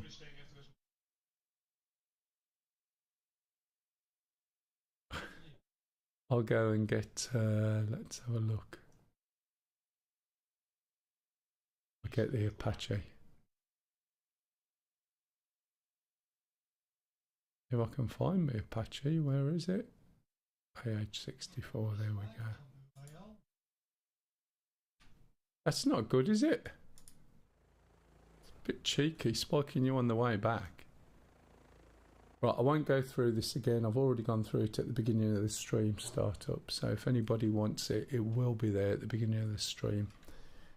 Streams are recorded and there's a YouTube version of it as well. So I'll mention a couple of things once it's drawn in. It does take some time. It's not quite fully optimized, I don't think, but it's getting there. Okay, so battery, APU, door.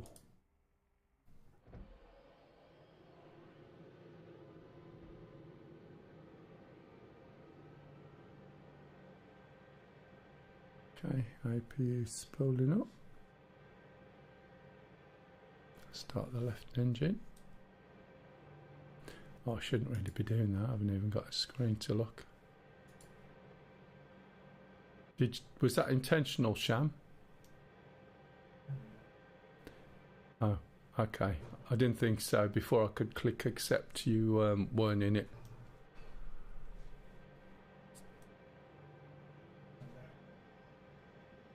No, I was watching you. I didn't realise you'd gone to the door till someone told me. And I was like, oh, he's just gone into the floor. And there was Cookie waiting for me to protect him.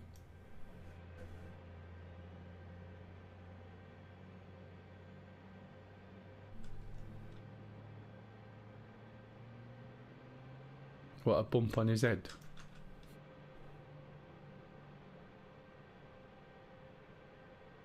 Right, so we're just waiting for this to get down less than 70 on the oil pressure. We can start the other engine.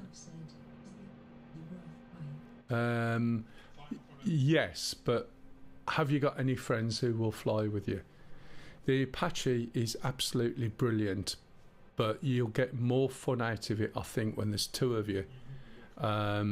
You can fly it as an individual. The weapon systems lend themselves to being flown from the pilot. Well, where are you from?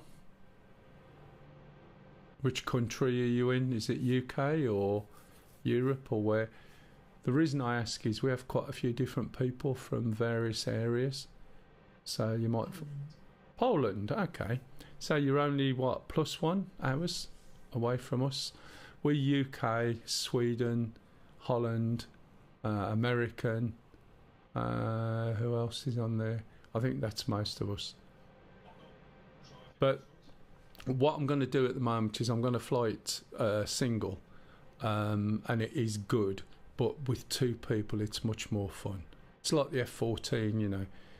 It's good, but with two people it's better when you got to work together, to be honest. But if it's in a sale, if it's got money off, then it might be worth looking at.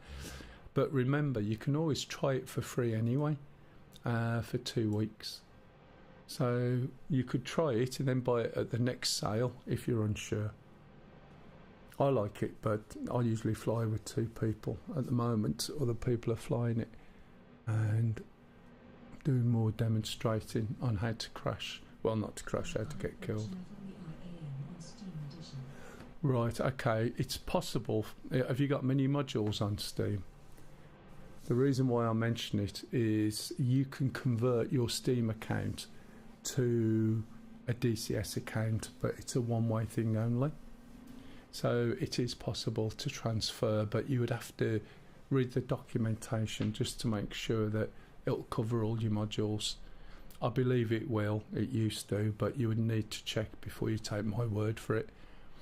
I used to have a command, I don't think I've got it anymore on this system, that was !convert, and it would take you to a link on the DCS forum. However, if you start Googling it and looking, there are a set of instructions on how to do it, and all you're doing is just re-registering them under Eagle Dynamics, and that way you'll get access to all of the modules for free. To see how to convert your Steam account to DCS. Thanks, Kev. /forums.eagle.showthread.php equals 229207. Okay, So that's probably an old link, but it should take you to the ballpark, and then read it up. And then if you're satisfied in your mind that you won't lose anything, you'll get the benefit of longer sales plus the chance of trying all the free modules, which is a good win. Do you know what I mean? Did I shut my door? Yes, I did. Right, okay, let's go and have a look. See. Yeah? So, you know, there is an advantage to doing it. Also, you don't need to reinstall it all. What will happen is when you reinstall, it'll grab, or should grab, the Steam version and update from that, and then you can delete the Steam version. What was that?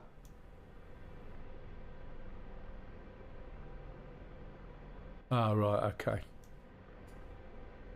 Are you on multiplayer BTW? Yes. Yeah, you can hear all the people speaking to me. So there's a few of us flying various things on this particular mission. It's one of Ghash's missions. Not sure you're aware of him, but Ghash is a Polish streamer, and he writes some really good missions. Right, let me just sort this out. But yeah, it's a really nice module, this is. Can I join the server? Yes, you can. It's called BVAR, BVAR, and the password is MELL12345.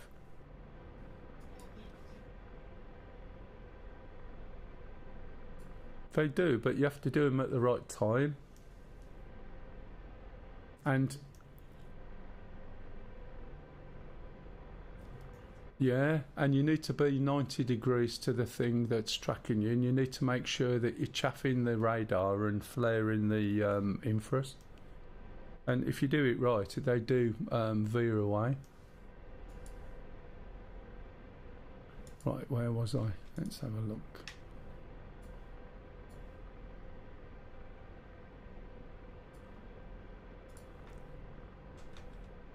I haven't turned my knob up yet. Let's turn that up. Let's get my seat in a good position. Type the IP of the server on the Twitch chat, please. Oh, I have no idea what it is. Can someone just type the BVAR, what it's called, I think, Kev, if you don't mind. It'll be BVAR, and if you put that in the search bar, you should find it.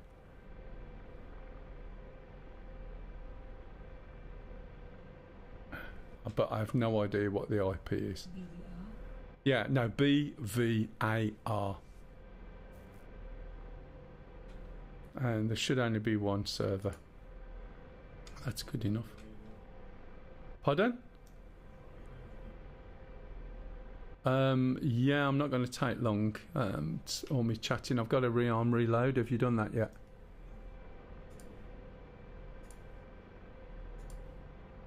Let's turn all these volumes up. I was going to say, which I didn't realise you was already in, you can be my co-pilot gunner. You can learn on the job.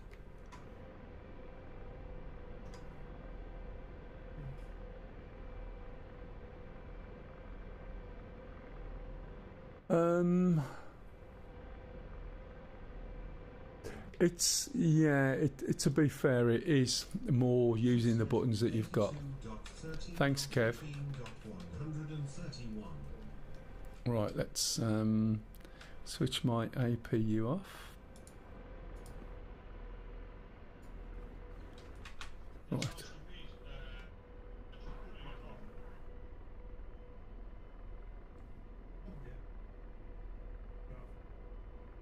Logie Dog said, thanks.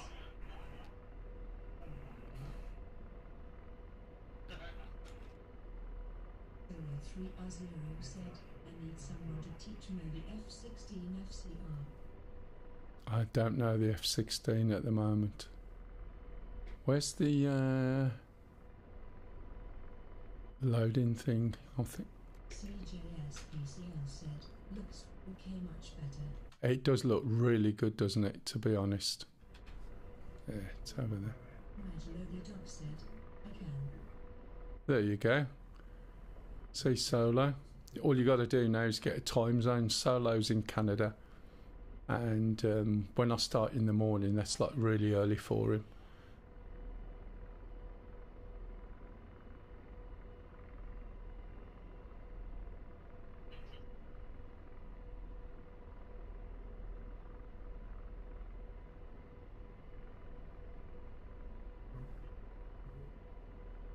Yeah, I'm coming. Said, what now? I'm in Ontario last year. So the guy who could teach you is in Poland, so he's further away than I am. So in other words, if you came on the same time, you'd be like even earlier than with me.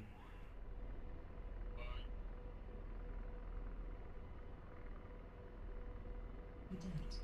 Dash.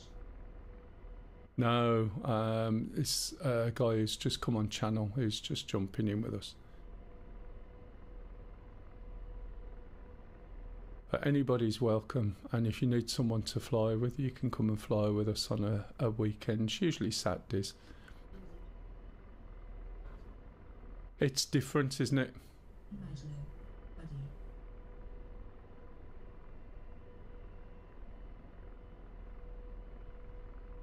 But you don't get so much RPM drop and VRS. Yes.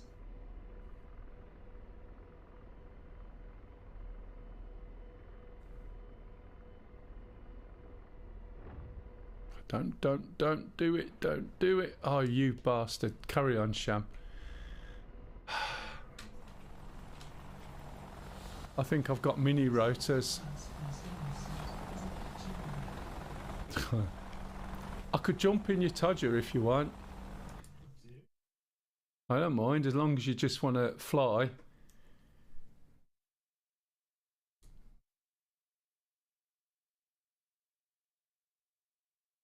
Oh, thank you. That's the sweetest thing you've ever said since I've known you. Said, the Doppler radar is useless. That's the big issue. Yeah, right. I'm going to just literally put my footstool where my pedals are now. Just bear with. Because my feet are starting to hurt as well. 2, 3, 4, 5, right? Lowercase Mel. You found the button.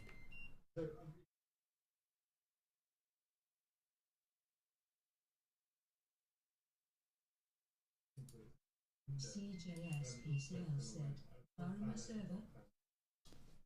Yeah. No, not the emergency one, the other one, BVAR Mel.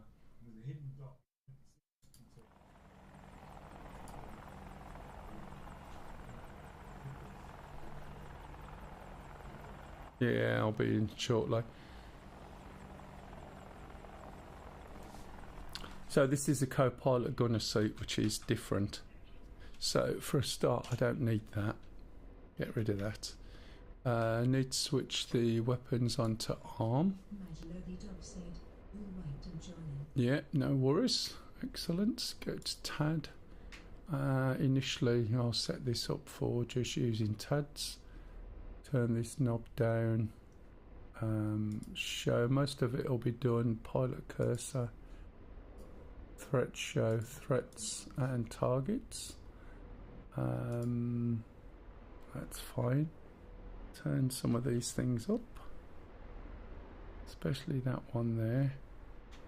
Make sure the laser's on, which it should be. The AI would have started it. Go to ASC, go to util, make sure that's on. Change your chaff to ARM and get into the seat. Make sure this is working, which it is. Make sure that that's working. That's where the pilot's looking. Change the contrast. Where's my contrast? It's around somewhere. There it is. Bring this down and get my head stuck in there. Right. Okay, I think I'm good to go.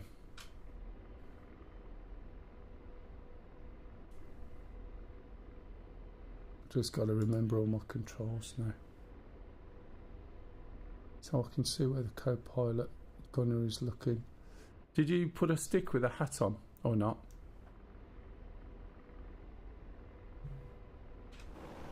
Yes, you did. FCR. That's my name for it, a stick with a hat on. I do apologise. It's not quite what it's supposed to be, but hey, it works. FCR, that's already there. What airport dialing? We're in helicopters, so we've taken off at a different base. So you've got Krasnodar, I think, and I believe it's where is it? Let's have a look. I've just realised I'm in the front now, so this is a bit different. Click that one. Let's see scope on. Let's have a look. There we go.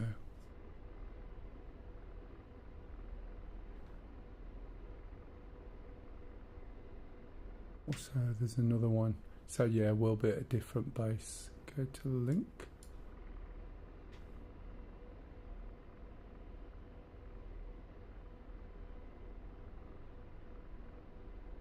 Sarah's coughing.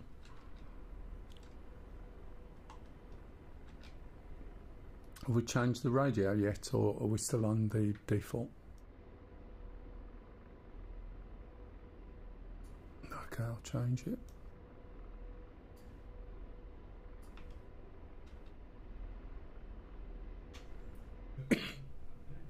Oh, $11. Thanks for hitting that follow button.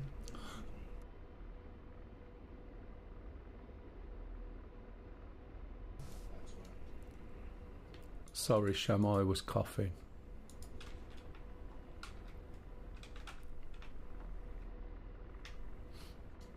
One, two, four, radio check.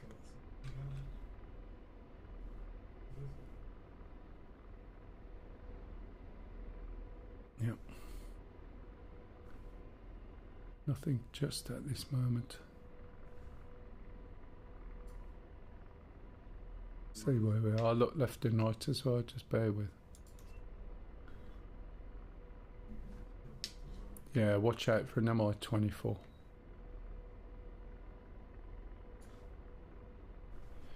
There's also a couple of vehicles, base of trees around one little corner that I walked into, as did Pub.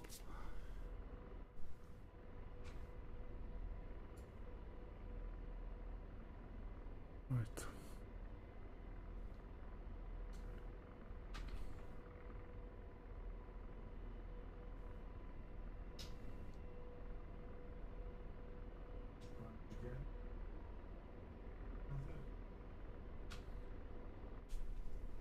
Not sure at the moment, matey. Won't be the first time I'm looking. Okay, we've got a big plume of smoke there. Missile, missile. Can you see?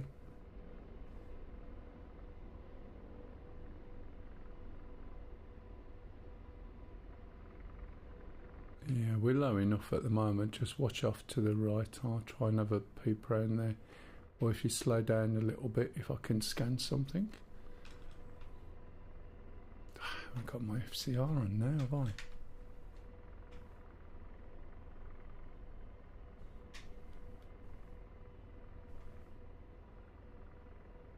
Right, okay, picked something up, stand by. Change this to weapon.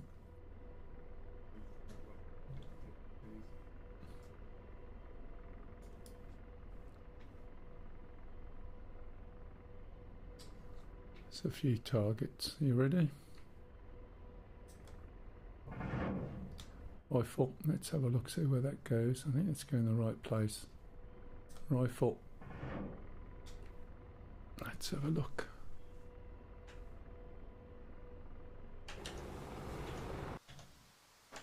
Okay, just following a missile down. Let's see where it goes. 2 missiles out.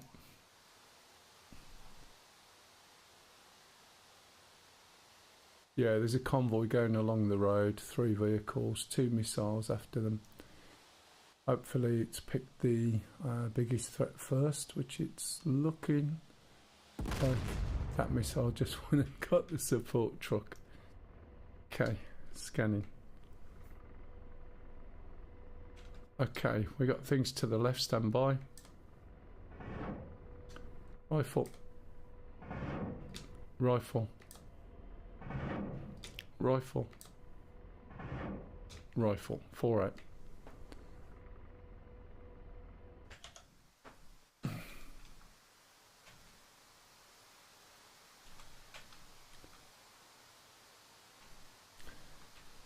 Geez, these are really tucked away. Yeah, nice.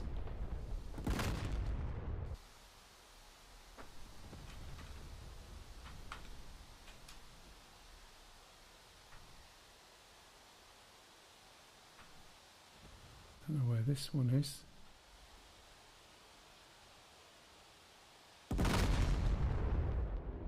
Not sure if that hit anything.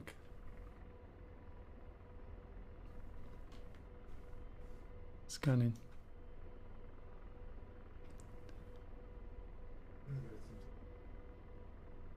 Some of them did.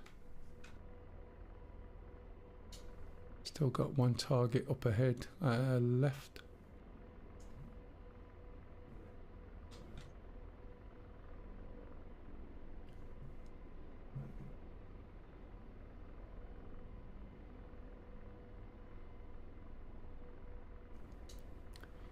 It's usually things on the bridges and the roads that they turn from. But you've got all laser guided, haven't you, on this? If you look, we're at waypoint 4 or 5. I'm not quite sure which one is set to. But there's quite a lot of targets. There's depends on which waypoint you're at. There's quite a lot of SAMs, mobile SAMs, armour tanks, Mi-24s, occasionally planes, etc. Okay, we've got some more off to the left. Man, do I hate that thing. Okay, there's something off to the left, not sure what it is, but I'll have a go. Rifle.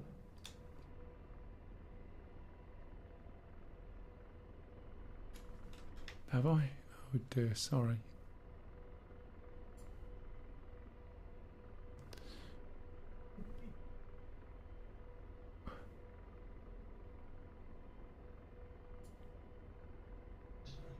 Oh, I see. It wasn't pointing to the right. It was actually... Yeah, I see what's happening.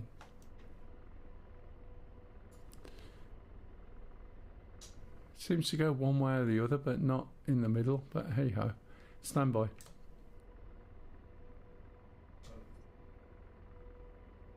No, it sort of goes left or right. Yeah, you can try, but I don't know where we are. I'm just sitting with someone else. Rifle. Rifle. Rifle. Let's have a look, see where we are. Which waypoint we at, Sham? Okay, we're at 4. I can do some close air support. Yeah, come over and have a look at 4.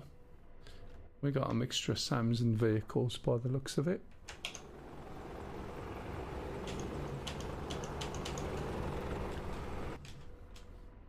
How are we doing? Scanning again. Still got something alive over there. Rifle. Rifle. Yeah, I think there's some there. Mobile SAMs.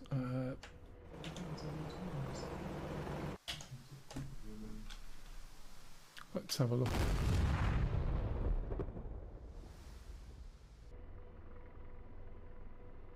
We got any missiles left in the air?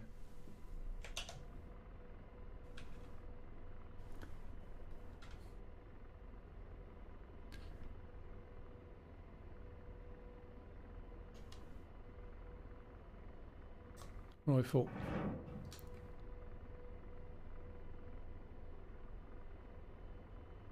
Rifle. They seem to be going off to the right for some reason. Yeah, I've got a set of targets slightly over the hills.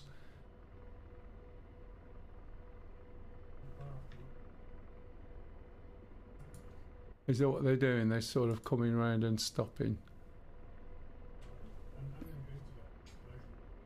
Yeah, no worries.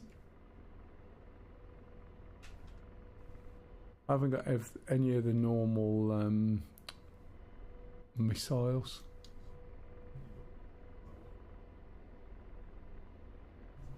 I know that's the thing with this. It just makes it not quite the same.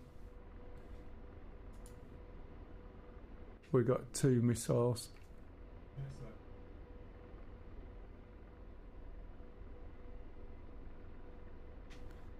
change back to TADS.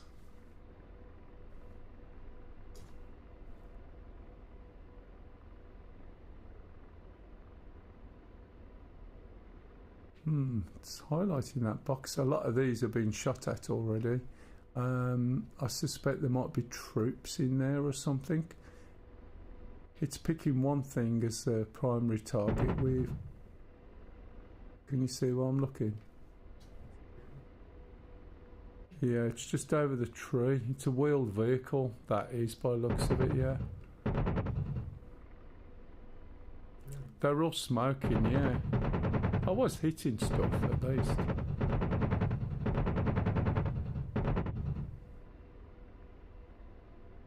Looks like quite a bit of that's gone, actually.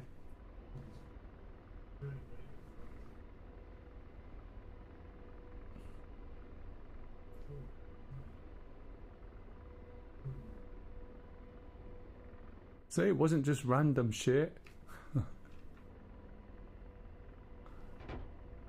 Oh, something's, yeah, it's probably a guy with an AK. Negative looking. Try the little building that was down by the by where all that smoke was. There's a few things where there's AKs shooting out through the windows.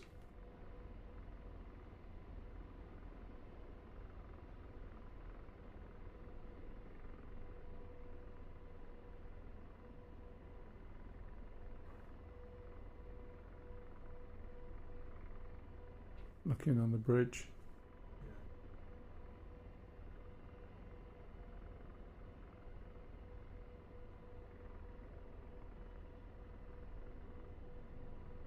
Noise down the road, up to that corner.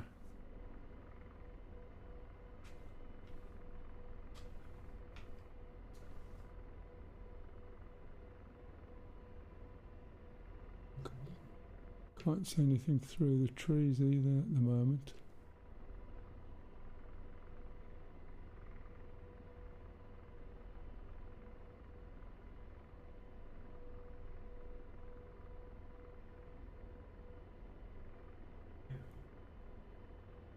Andland Ghost said, does the game teach you how to fly? There are tutorials within the game. If you haven't got the game, right, you download it from DCS and you'll get 2 weeks free. Dead ahead, my position, look. There. Oh, sorry, it's not ahead to you, is it? Look at the symbology on the top of your hood. Let's show you where I'm looking. There's stuff down there, little guys. Plus possibly armour. Yeah, a lot of the modules have got tutorials, so it will sort of go through startup and various weapon systems. If you download it from the DCS website or the Eagle Dynamics website, you'll get access to all the modules for free for 2 weeks each. And I suggest you only ever download one at a time. 2 weeks is not a lot in the scheme of things. Is that a mounted turret on the top here, look? Right on the top.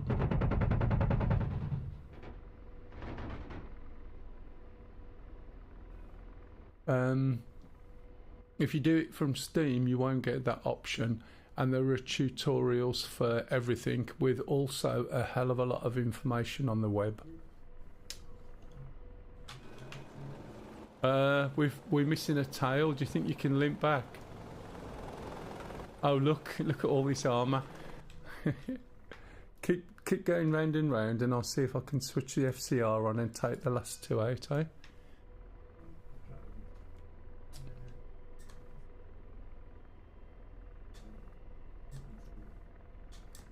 You turn it too fast, mate. Yeah,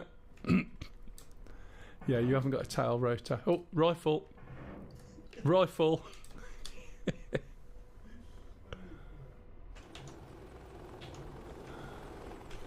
No idea where the missiles went, but I tried.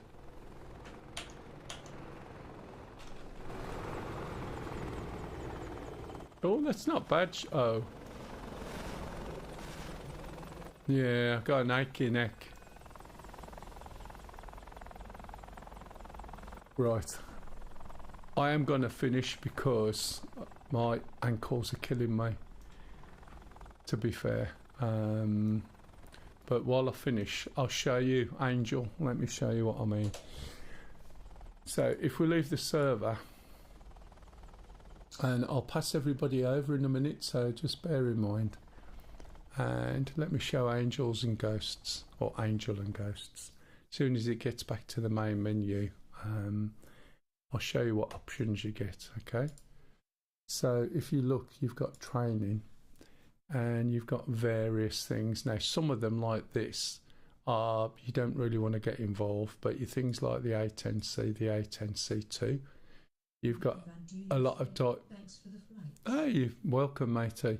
You've got the Apache, which we was in. It shows you how to start up taxi, hover, etc.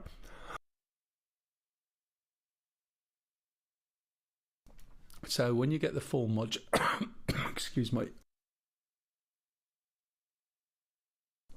you can see these modules. You get a lot of training.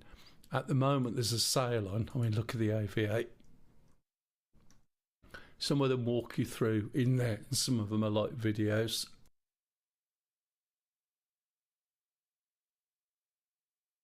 And there is a sale on at the moment.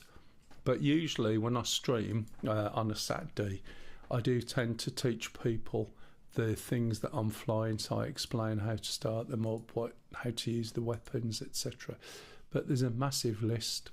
Some of the planes here are what we call low fidelity, which is your Flaming Cliffs 3 and a few of the others. Don't be sucked into spending money on low fidelity planes. Save it for something that's high fidelity that'll give you a better benefit. You know, otherwise you'll feel that you're getting something cheaper. But there's lots. There is a sale on some of these are half price at the moment. All right, did that help? Right, guys, let me pass you on. Those that are left, I'm going to have to stop. As I said, unfortunately, my feet swell up. Before I do that, thank you guys who are watching on YouTube. If there's anybody there,